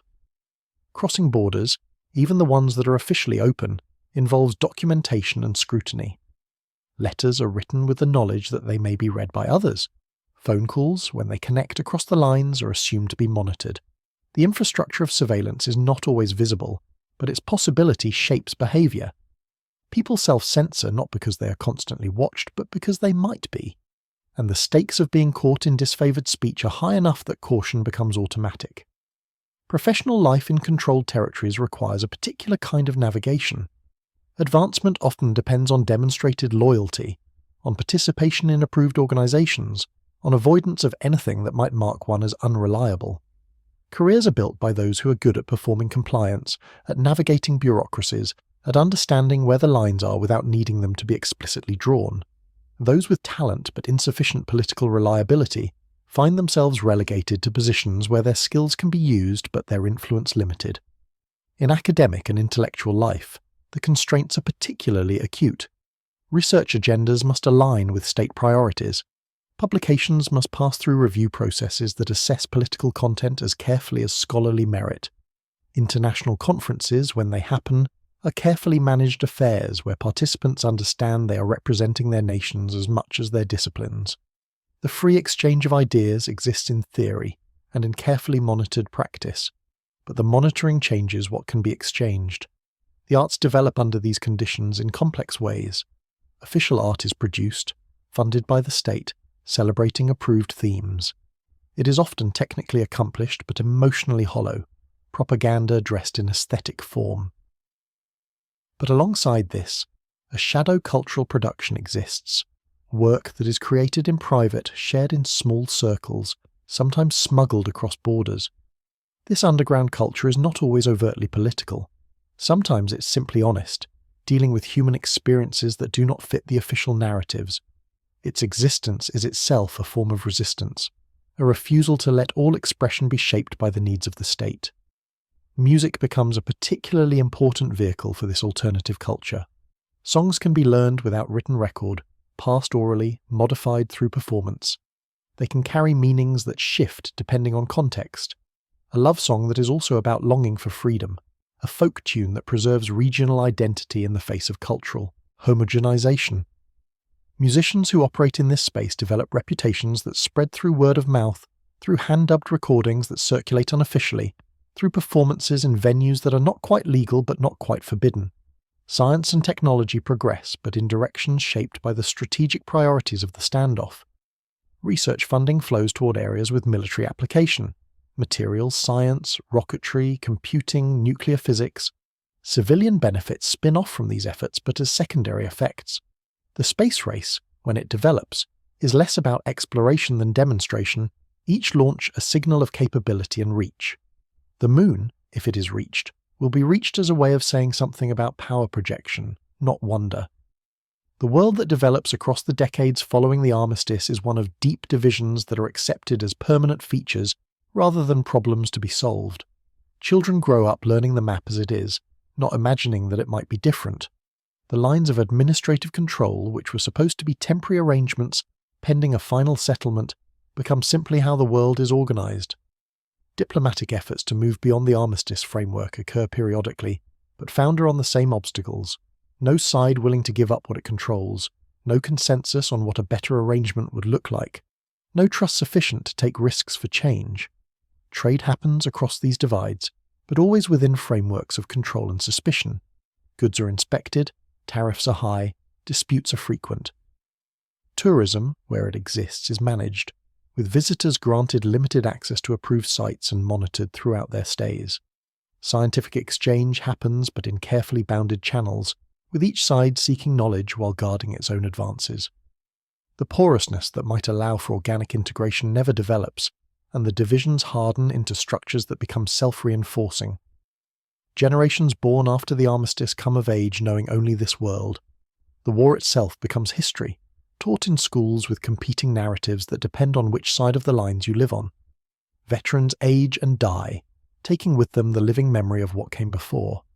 The question of whether the armistice was right or wrong, necessary or tragic, becomes more abstract as the people who made those decisions pass from the scene.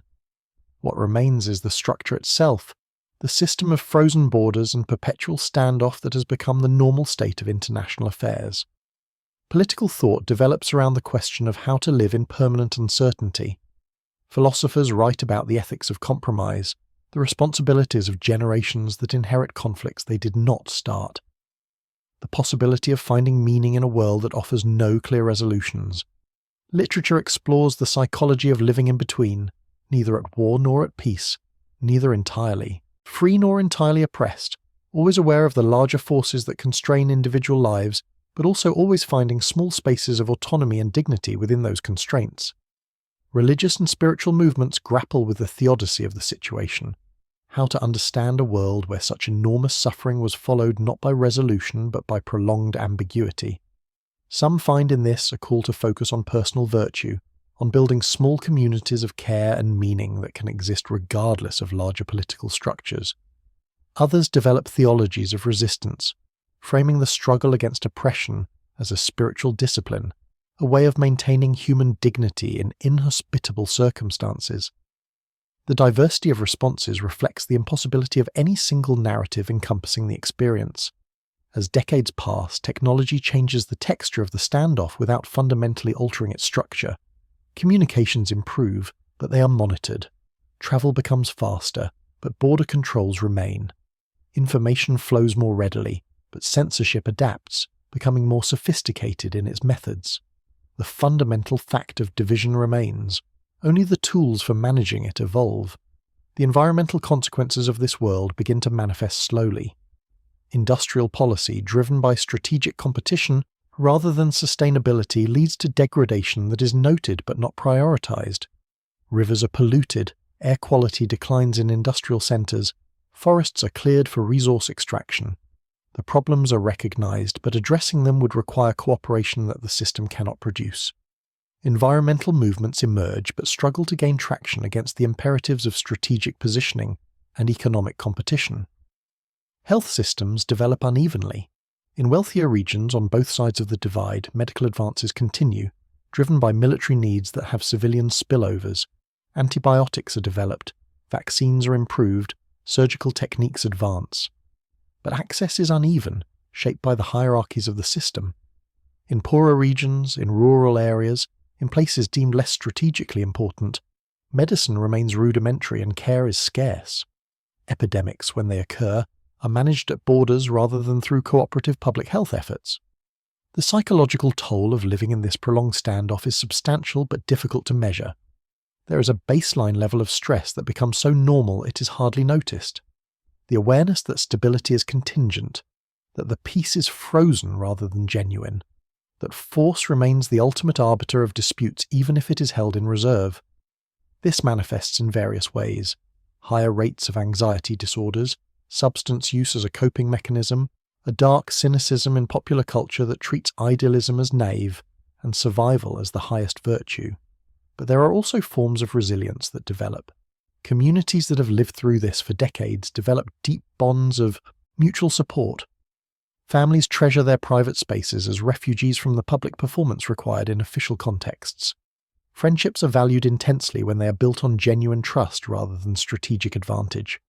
The small joys, a good meal, a moment of laughter, a child's achievement, a garden in bloom, take on heightened significance as assertions of life against the deadening weight of the larger system.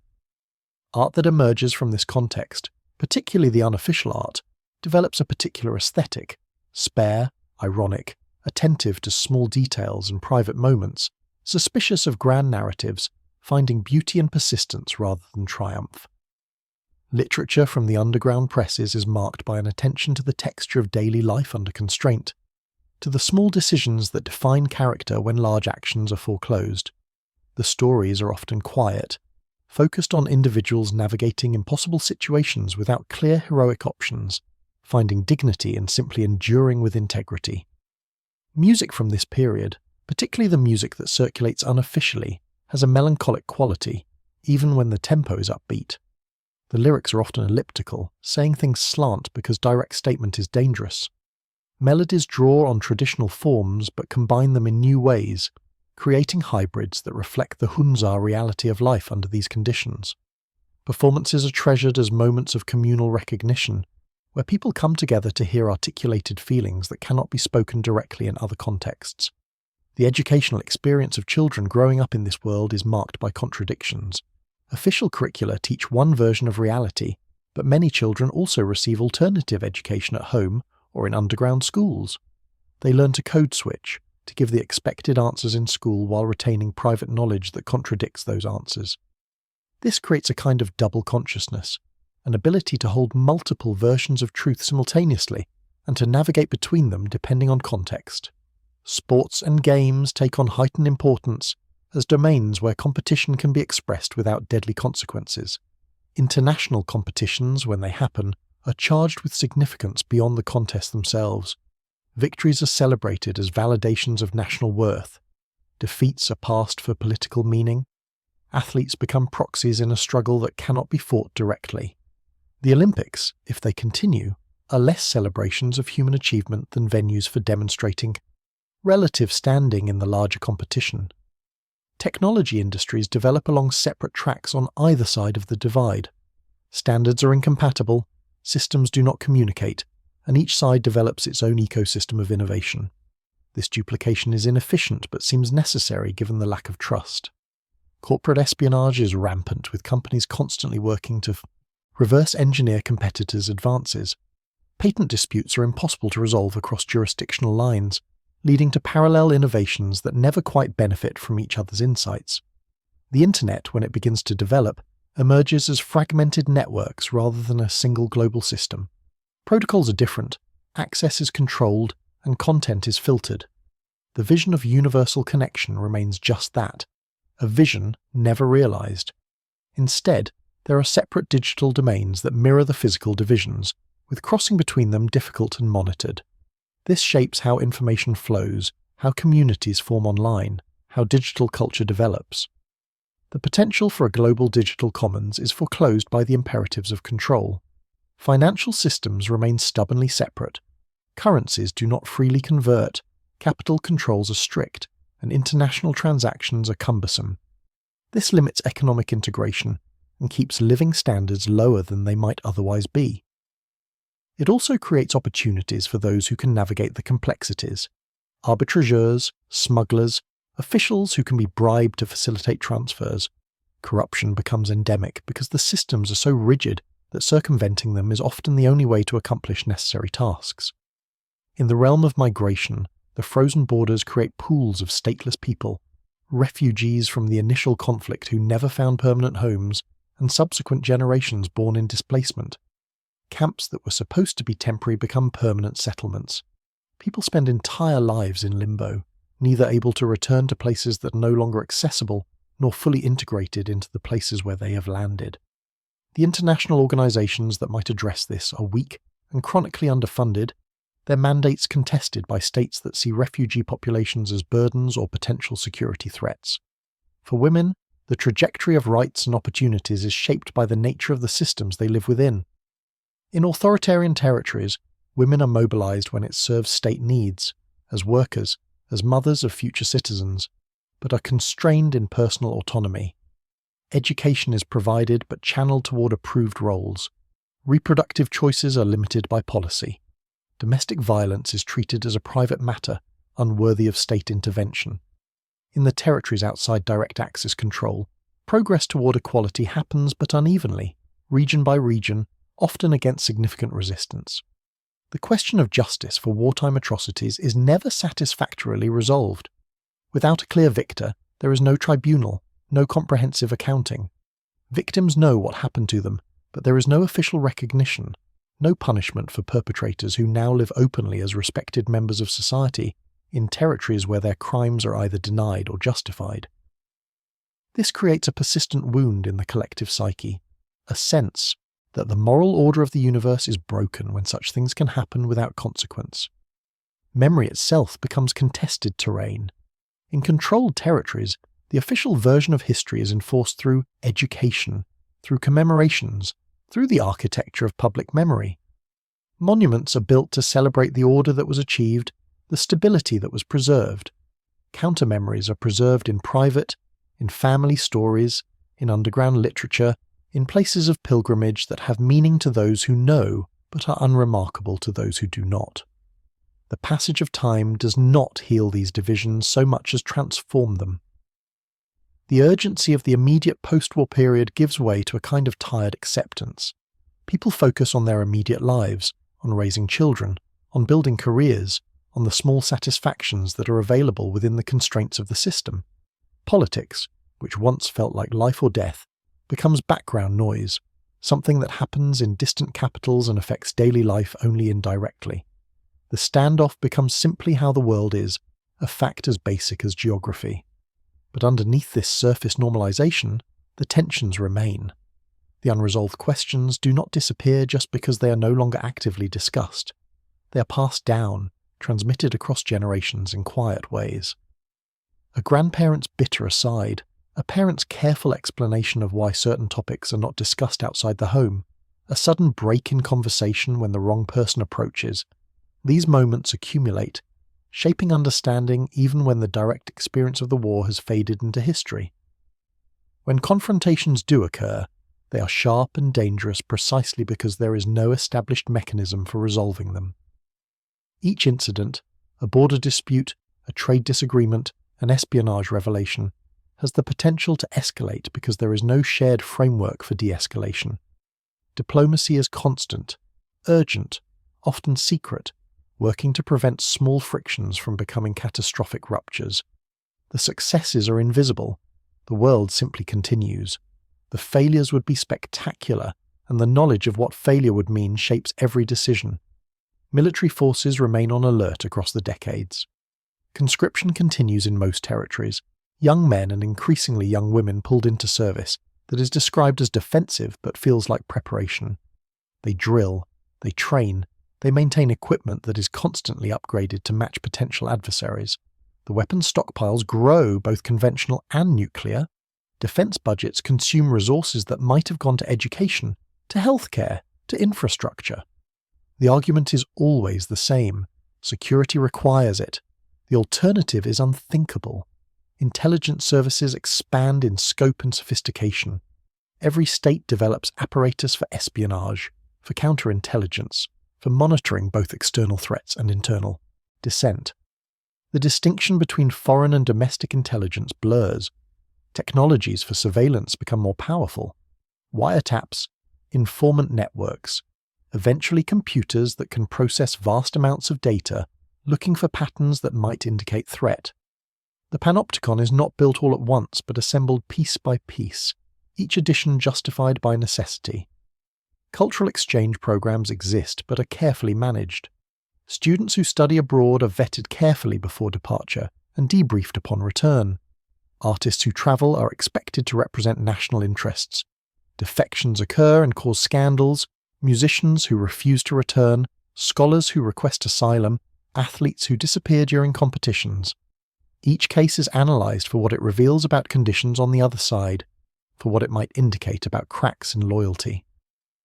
The language people use to describe their world reflects the peculiarity of the situation.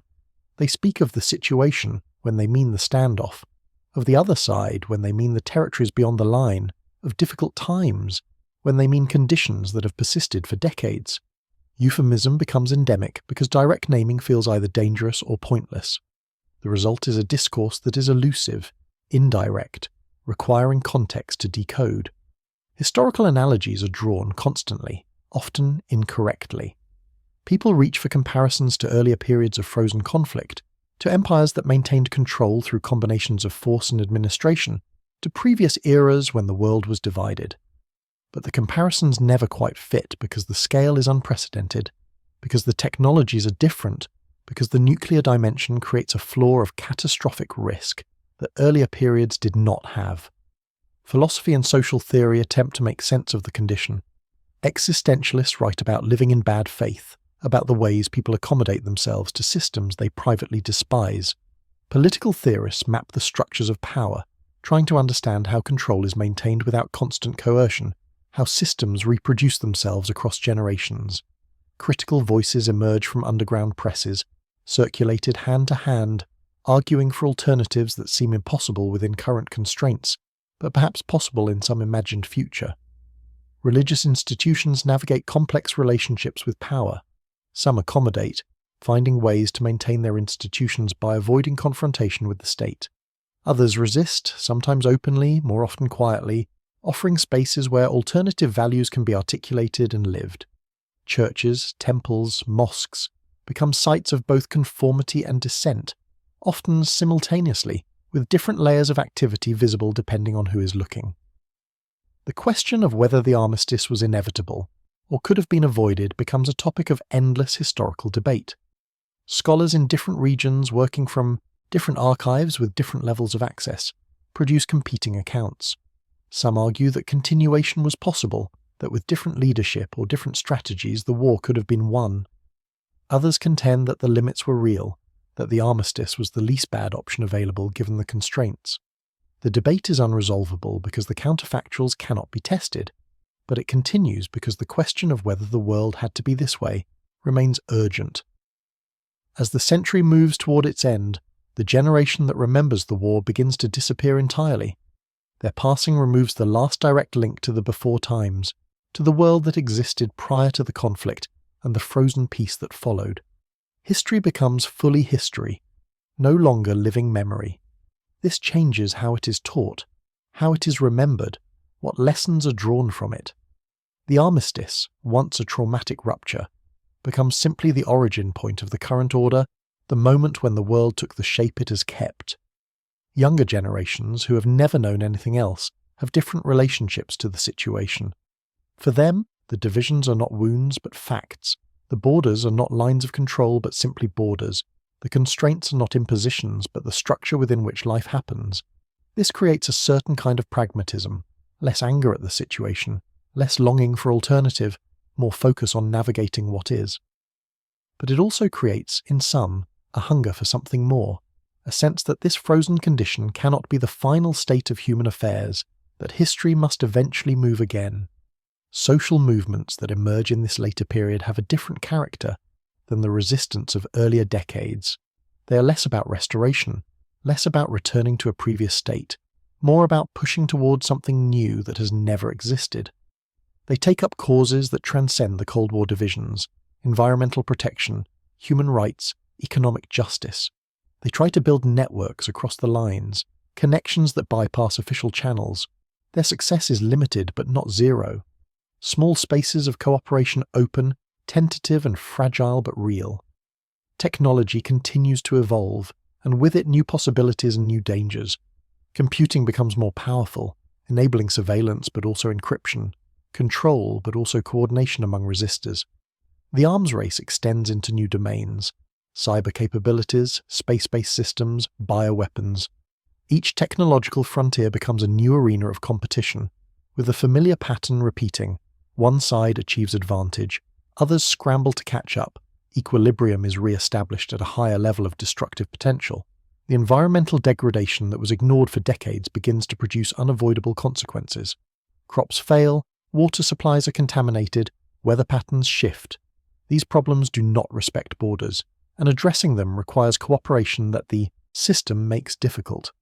Some coordination happens driven by shared necessity, but it is grudging and incomplete. The possibility exists for crisis to force integration, but also for crisis to deepen divisions as regions fight over shrinking resources.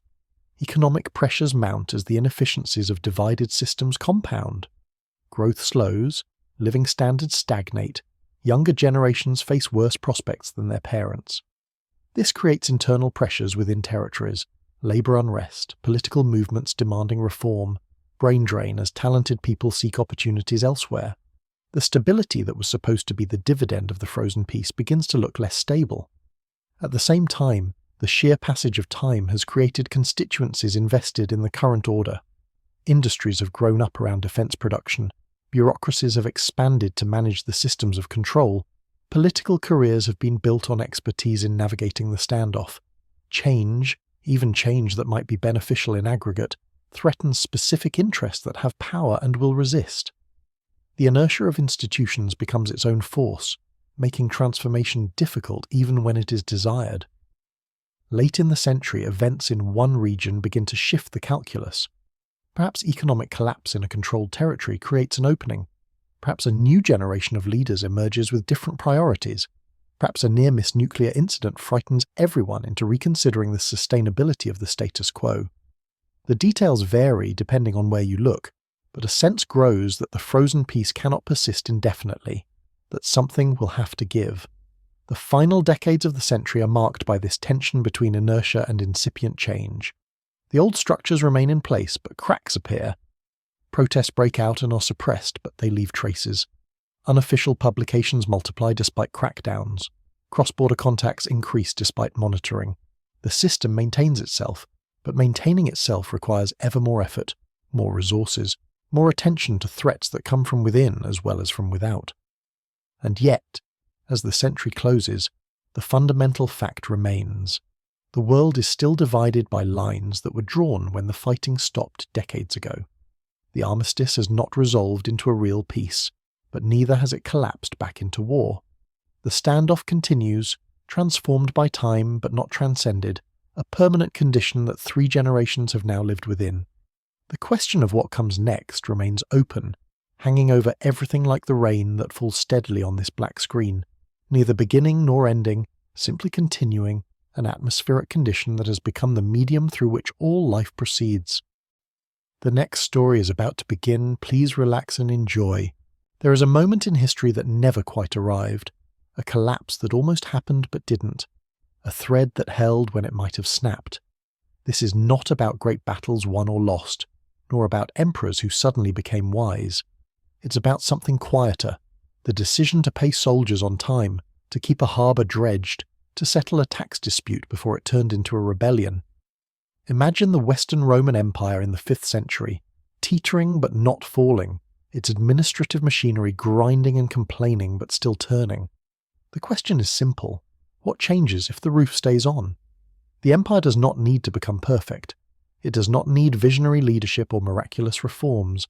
It needs only to avoid the worst of its cascading failures happening all at once. Picture a succession system that stabilizes, not because emperors become saints, but because the army and the Senate find a way to agree on who leads without tearing apart 3 provinces in the process. Picture border defences that receive their pay reliably enough that soldiers stop looking for warlords to follow instead. Picture a tax system that, while never beloved, becomes predictable and locally negotiated rather than a sudden demand that strips a region bare and sends farmers fleeing into the hills. These are not glamorous fixes. They are the dull work of keeping institutions alive. What happens when the machinery keeps running is that the small things, those invisible sinews of trade, communication and habit, do not snap. A merchant in Massilia knows that the grain ships from North Africa will arrive in summer, as they always have. A mason in Lugdunum can still order lead pipes from a supplier 2 provinces away, because the roads are patrolled and the coinage is recognisable. A clerk in Ravenna copies legal precedents into fresh ledgers, knowing that courts in Hispania and Britannia will refer to the same texts. This is the sleepy power of continuity. It is not dramatic. It does not announce itself. But it changes everything. Consider the Mediterranean as it was, a network of ports, each one a node in a vast system of exchange. Wheat, olive oil, wine, pottery, textiles, metals, slaves, spices and ideas moved across water with a regularity that made the sea less a barrier than a highway. When the Western Empire began to fracture, that network frayed. Ports silted up because no one dredged them. Pirates returned because no one patrolled. Cities that depended on imported grain began to starve or shrink. Craftsmen who relied on distant materials found their supply chains broken. In our altered history, these breakdowns are delayed or prevented. The state remains organised enough to maintain harbour infrastructure, to keep piracy suppressed, and to ensure that ships can move without being shaken down by a dozen petty warlords along the coast. This steadiness in trade creates a feedback loop. When merchants know their goods will arrive, they invest more.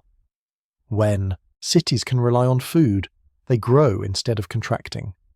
When coinage remains stable, people trust it, and markets expand rather than retreat into barter. The ancient world ran on credit and contracts as much as on coins, and both required a background of enforceable law and predictable behaviour. If the Western state survives, so does that background. A baker in Burdigala can borrow money to expand his shop because the lender believes the debt will be enforceable in court. A shipbuilder in Londinium can accept payment in promissory notes because he trusts the currency and the legal system behind it. These are not revolutionary changes. They are the accumulation of small confidences, repeated across thousands of transactions every day. The survival of the state also means the survival of standards. Weights and measures do not fragment into local variants as quickly. A pound in Gaul is still a pound in Italia. A contract written in one province is still intelligible in another. Shipping schedules, once established, become habits. Repair networks for roads and bridges do not vanish, but are maintained by a continuous bureaucracy. When a bridge washes out, there is still a regional official whose job it is to see it rebuilt, and still a tax base to pay for it. The empire was never efficient, but it was persistent.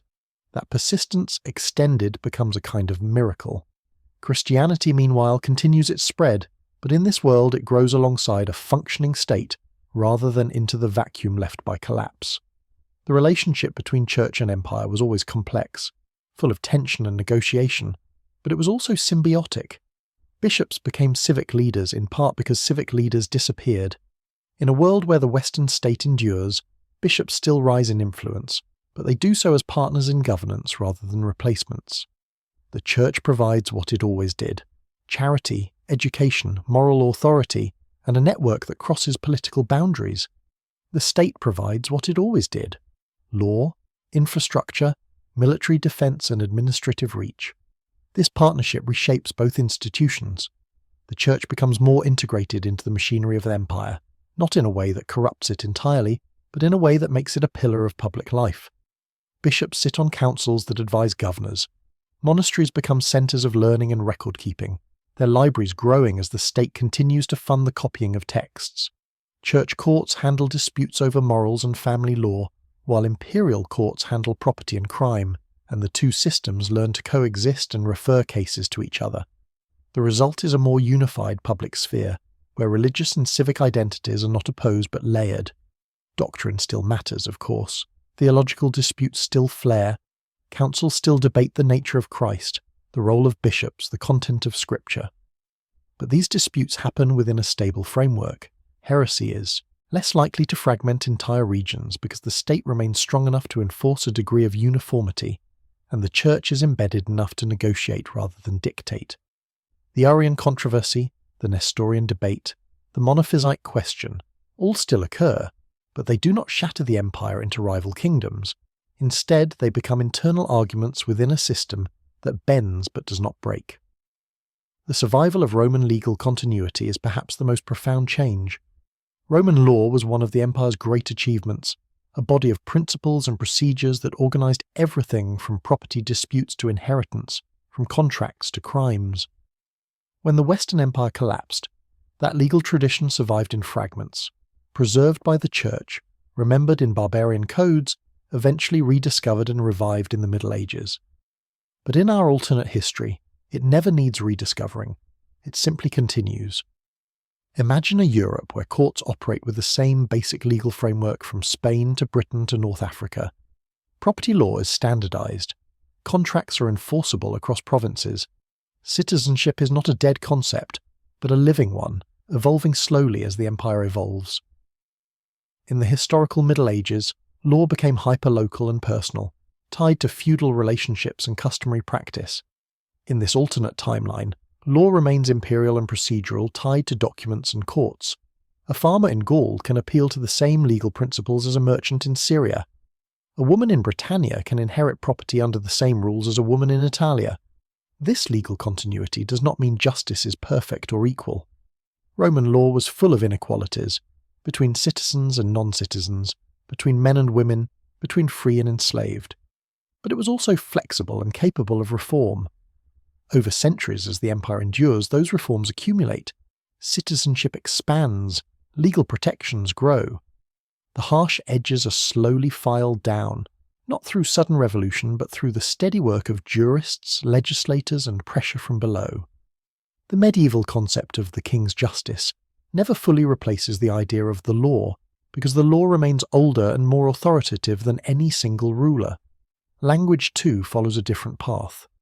Latin was always evolving, splitting into regional dialects that would become French, Spanish, Italian, Romanian, and Portuguese. But that evolution was accelerated by the collapse of schools, the fragmentation of administration, and the isolation of regions. In a world where the Western state survives, Latin changes more slowly. Schools remain open, teaching a standardized form of the language. Bureaucrats continue to write in Latin across provinces, creating a common written standard. Churches conduct liturgy in Latin everywhere, reinforcing a shared linguistic backbone. Regional dialects still develop, of course. A farmer in Gaul does not speak the same Latin as a clerk in Rome, but the distance between them is smaller. The educated elite across the empire can still communicate easily. Legal documents, religious texts, and administrative orders all use a Latin that remains mutually intelligible. The linguistic map of Europe does not fracture into a dozen incomprehensible tongues. Instead, a diglossia emerges, local spoken forms for daily life, formal Latin for writing, and official business. This linguistic unity makes cultural and intellectual exchange easier. Ideas spread faster. Innovations are shared more readily. The sense of a common civilization persists. Knowledge becomes cumulative in a way it was not in our history. The ancient world had achieved remarkable things. Aqueducts, concrete public health systems, surveying techniques, legal codes, agricultural manuals, medical texts, philosophical treatises. Much of that knowledge was lost or forgotten in the West after Rome's collapse, only to be painstakingly recovered centuries later. In this alternate timeline, the knowledge never vanishes. It is maintained, copied, taught, and slowly improved. Libraries do not burn or decay into ruin. They are maintained by the state and the church, their collections growing rather than shrinking. Monasteries become centres of learning, but so do imperial academies, which continue to train administrators, lawyers, and engineers. Medical knowledge advances incrementally as texts are preserved, and physicians share their findings across provinces. Architectural techniques improve as engineers have access to centuries of accumulated records. Agricultural methods spread as manuals are copied and distributed. Shipbuilding becomes more sophisticated as each generation builds on the last. Sanitation systems are not only maintained but expanded as cities grow and the state invests in public health. This does not mean progress is rapid or dramatic. Ancient technology had real limits, and those limits do not disappear, but the baseline is higher. The floor beneath which knowledge does not fall is much higher. A medieval mason in this timeline has access to Roman construction manuals that were never lost. A medieval physician has access to Galen and Hippocrates, not as distant legends, but as the foundation of his training. A medieval lawyer has access to the entire corpus of Roman legal thought, continuously updated and annotated. The result is a civilization that does not need a renaissance to rediscover its past, because it never fully lost it. The political structure of this enduring empire evolves, but it does not remain static. The centralized autocracy of the late Roman Empire was always fragile, dependent on the personality of the emperor and the loyalty of the army. In a world where the state survives, it must adapt. Over centuries, a kind of imperial federation emerges. Provinces gain more autonomy, managing their own affairs while acknowledging the emperor's authority. Regional assemblies grow in power, negotiating taxes and laws. With the centre, cities retain their ancient privileges and expand them, becoming semi-autonomous units within the larger framework. This is not a smooth or peaceful process. There are rebellions, civil wars, and power struggles, but they are different from the wars that followed Rome's collapse. They are fights within a system, not fights to replace the system entirely. A rebellious governor in Gaul is not trying to become an independent king, but to renegotiate his relationship with the emperor. A powerful general in Hispania is not carving out a new kingdom, but maneuvering for influence within the imperial hierarchy. The conflicts are political rather than civilizational. They are about power and resources, not about erasing the past and starting over. The result is a Europe that, by the year 1000, looks very different from ours. There is still an emperor in Ravenna or Rome, acknowledged from Britannia to North Africa. Beneath him, provinces have wide latitude to govern themselves, but they share a common legal system, a common currency, and a common administrative language. Cities are larger and more prosperous, connected by roads and sea routes that have never fallen into disrepair. Trade is vigorous, not only within the empire but beyond it, as Roman merchants reach into the Baltic, down the African coast, and across the Indian Ocean. The church is powerful, but it is one institution among others, not the sole inheritor of Roman authority. This alternate Europe is not a utopia. It has poverty, inequality, slavery and oppression. It has wars, famines, and plagues. But it is more connected, more literate, more legally ordered, and more institutionally stable. The medieval period, as we know it, does not quite exist. There is no Dark Age because the lights never fully went out. There is no sudden revival of learning because learning never collapsed. There is no feudalism in the same form because centralized authority never disappeared entirely. Instead, there is a long, slow evolution, a civilization that changes but does not break, that reforms but does not restart. Imagine walking through a city in this world. The streets are paved, as they have been for centuries. The aqueduct still brings clean water from the hills. The forum is still the centre of public life, where merchants haggle, lawyers argue, and officials post notices. The basilica, where the bishop preaches, is built in a style that blends Roman and Christian elements, with mosaics depicting saints alongside classical motifs. The courthouse operates under laws that stretch back 1,000 years, updated and annotated by generations of jurists. The harbour is busy with ships from Alexandria, Carthage and Constantinople, their cargoes inventoried by clerks using forms that their ancestors would recognise. This is not a frozen world. Fashion changes, architecture evolves, new technologies appear, better ploughs, new crops, innovations in metalworking. But the changes are built on a foundation that was never shattered. The sense of continuity is palpable. A citizen of this alternate 10th century could visit a library and read documents from the 5th century, written in a Latin that is still comprehensible. He could visit a court and see legal arguments made using precedents from centuries earlier. He could travel across the empire and find the same coinage, the same weights and measures, the same basic legal rights. The intellectual life of this empire is richer and more continuous. Philosophers still debate Plato and Aristotle, but they do so in an unbroken tradition that includes the Church Fathers, the late Roman commentators, and the medieval scholars who followed. Mathematicians build on Euclid and Archimedes without needing to rediscover them through Arabic translations. Engineers study Vitruvius not as a recovered treasure, but as a standard textbook. The scientific method, such as it exists in this pre-modern world, is more systematic because the institutions that support scholarship, universities, academies, libraries, are older and more stable. Medicine advances more steadily. The medical schools of Alexandria and Rome never closed, and their traditions continued uninterrupted. Physicians still rely on ancient authorities like Galen, but they add to that knowledge with each generation. Dissection is still controversial, limited by religious and cultural taboos, but it happens more often than in our timeline because institutional support exists. Hospitals, originally founded by the Church, expand with state funding. Public health measures, quarantines, sanitation laws, clean water supplies are maintained and improved. The Great Plagues still come because the biological realities have not changed, but responses are more organised and less catastrophic. Agriculture benefits from continuity as well. Roman agricultural manuals like those of Columella and Varro remain standard references. Estates are managed with long-term planning, crop rotation is understood and practiced, and innovation spread through a network of landowners and administrators who can read and correspond. The medieval agricultural revolution, the heavy plough, the three-field system, the horse collar, still happens, but it happens within a framework of existing knowledge. Farmers are not starting from scratch but improving on methods that were never entirely lost. Trade routes extend further and more reliably.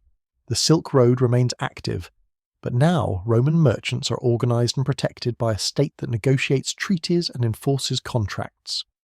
The Indian Ocean trade is dominated by Roman and Persian merchants, their ships larger and better built because shipbuilding techniques have been preserved and refined. The Baltic trade brings amber and furs into the empire, exchanged for wine, oil, and manufactured goods. The African trade brings gold, ivory and slaves north, while Roman glassware, pottery, and textiles flow south. The economy is more monetized and more integrated, with banking and credit systems that span continents. This economic vitality feeds back into the state. Tax revenues are higher because the economy is more productive. The state can afford to maintain its roads, its aqueducts, its fortifications. It can fund schools and libraries. It can pay its soldiers and sailors. It can invest in infrastructure projects, new harbours, new bridges, new public buildings. The state is not universally loved, and taxes are still resented, but the benefits of the state are visible and tangible.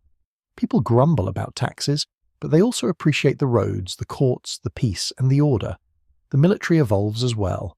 The late Roman army was a mixture of professional soldiers, barbarian federati, and local militias.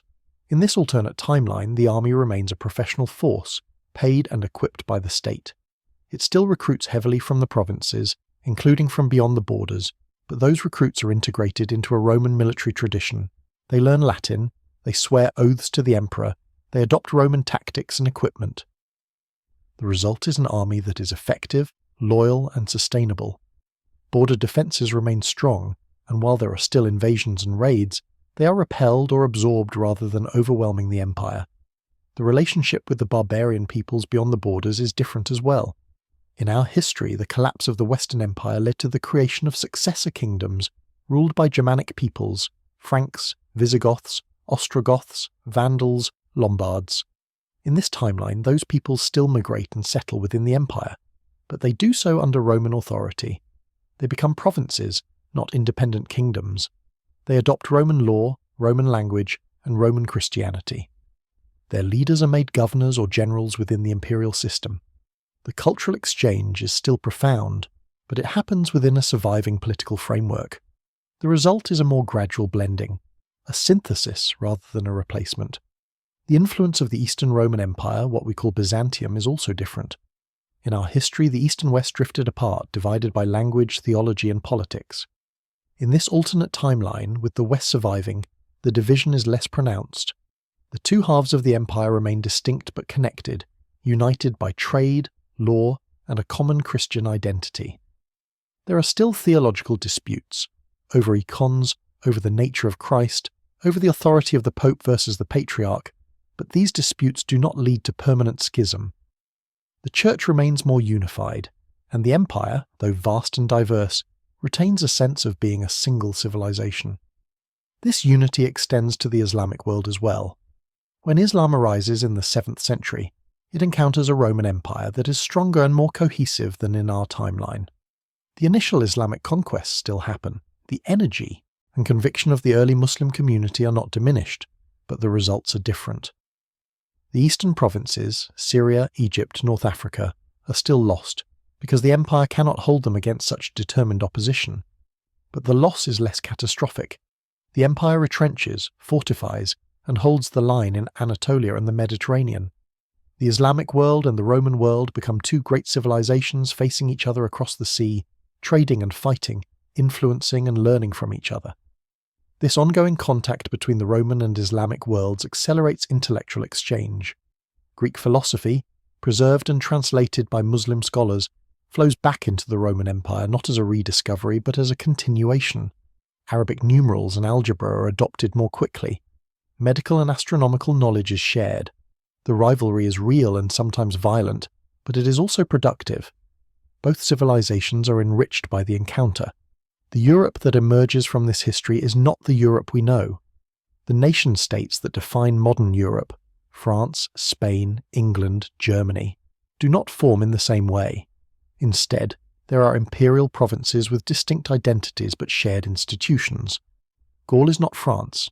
It is a province of the empire with its own dialect, customs and traditions, but also with Roman law, Roman administration, and a sense of belonging to a larger whole. Hispania is not Spain. It is a diverse region that includes Latin-speaking Christians, Berber settlers, and Jewish communities, all living under the same legal system. Britannia is not England. It is a remote province, less Romanized than the south, but still connected to the Mediterranean world by trade, law, and language. This does not mean local identities disappear. On the contrary, regional cultures flourish within the imperial framework. The empire is not a monolith, but a mosaic, a collection of distinct pieces held together by shared institutions. People identify as Gallic or Hispanic or British, but they also identify as Roman, as citizens of a common civilization. This dual identity, local and imperial, shapes politics, culture, and daily life. The cities of this empire are the heart of its civilization. Urbanization never reversed as it did in our timeline. Cities like Rome, Ravenna, Milan, Lyon, Cordoba, London, and Carthage remain large and vibrant. They are centers of trade, learning, administration, and culture. They have public baths, theaters, libraries, and forums. They are connected by roads and sea routes that make travel relatively safe and fast. A merchant or scholar can travel from one end of the empire to the other, finding familiar institutions and languages in each city. This mobility fosters a cosmopolitan culture, where ideas and innovations spread quickly. The countryside is different too. In our history, the collapse of the empire led to the rise of self-sufficient estates and the decline of markets. In this timeline, the countryside remains integrated into the market economy. Farmers produce for urban markets, not just for local consumption. They use Roman roads to transport their goods and Roman coinage to buy what they need.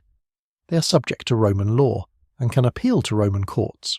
The result is a more prosperous and legally protected peasantry.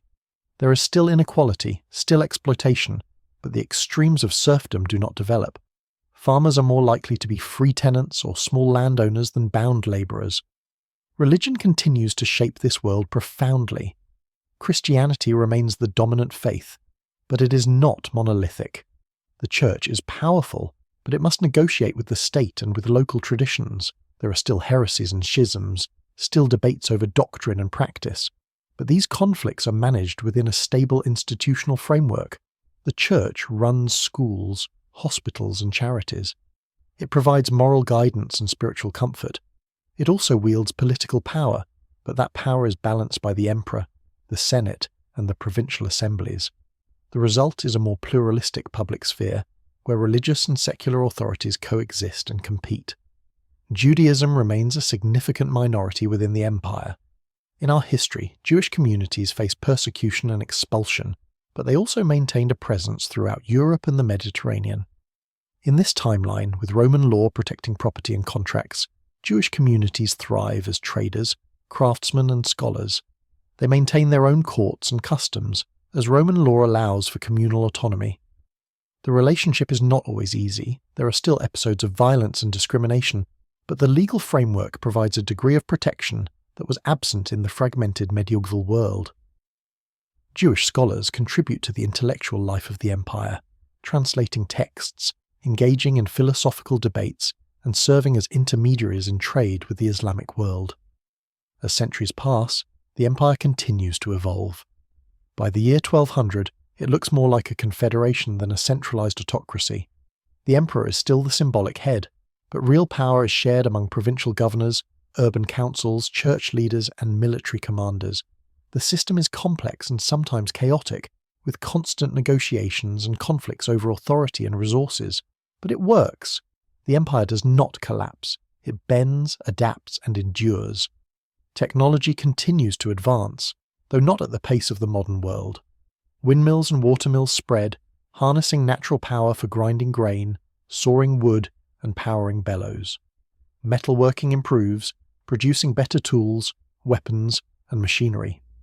Printing does not arrive as early as in our timeline, but manuscript production is highly organized, with scriptoria in monasteries and state-run workshops producing standardized texts.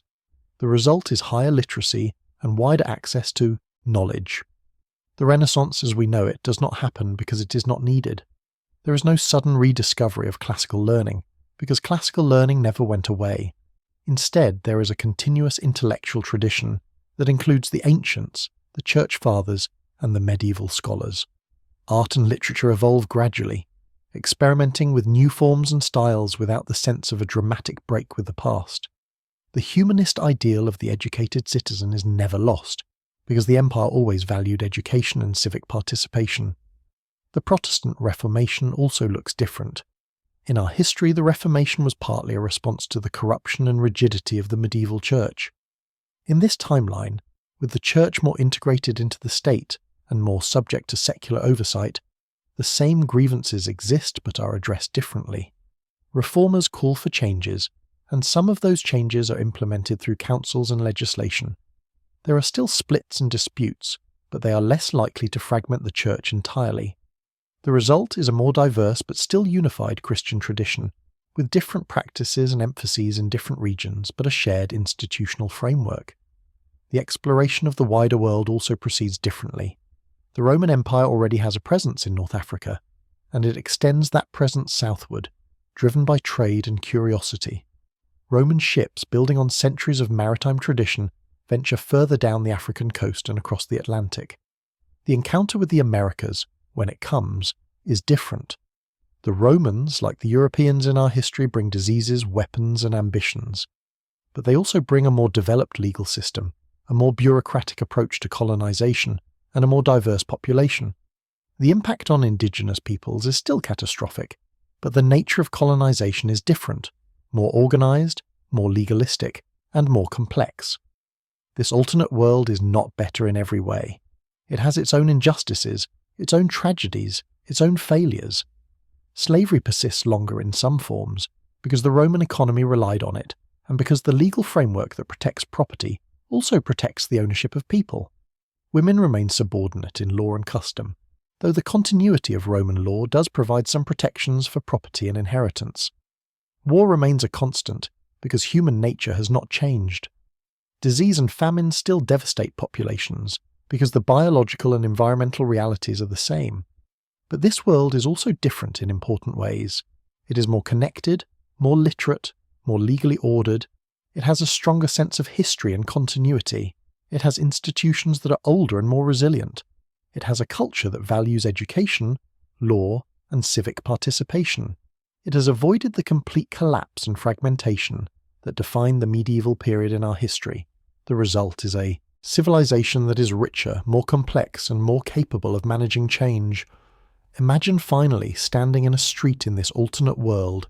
It is raining, and the water runs in channels cut into the stone pavement 1,000 years ago. You take shelter under a colonnade, its columns carved with inscriptions in Latin that you can read if you have had any education. Across the square, a courthouse operates under laws that date back to the Emperor Justinian and beyond, their principles updated by centuries of jurists but recognizable to a lawyer from the ancient world. In the harbour, ships are unloading goods from Alexandria and loading others bound for Londinium, following schedules and routes that have been maintained for generations. Nearby, a church bell rings, calling the faithful to prayer in a building that combines Roman and Christian architectural traditions. This is a world where the thread never broke, where the institutions, habits, and knowledge of the ancient world were passed down, adapted, and built upon. Where the medieval period was not a dark age but a long, slow transformation, where modernity arrived not through a sudden rediscovery of the past, but through a continuous evolution from it. It is not our world. It is a thought experiment, a what-if, a glimpse of how much difference continuity makes. History is not a single explosion, but a chain of small decisions, and sometimes keeping the roof from caving in is enough to change everything. The next story is about to begin. Please relax and enjoy.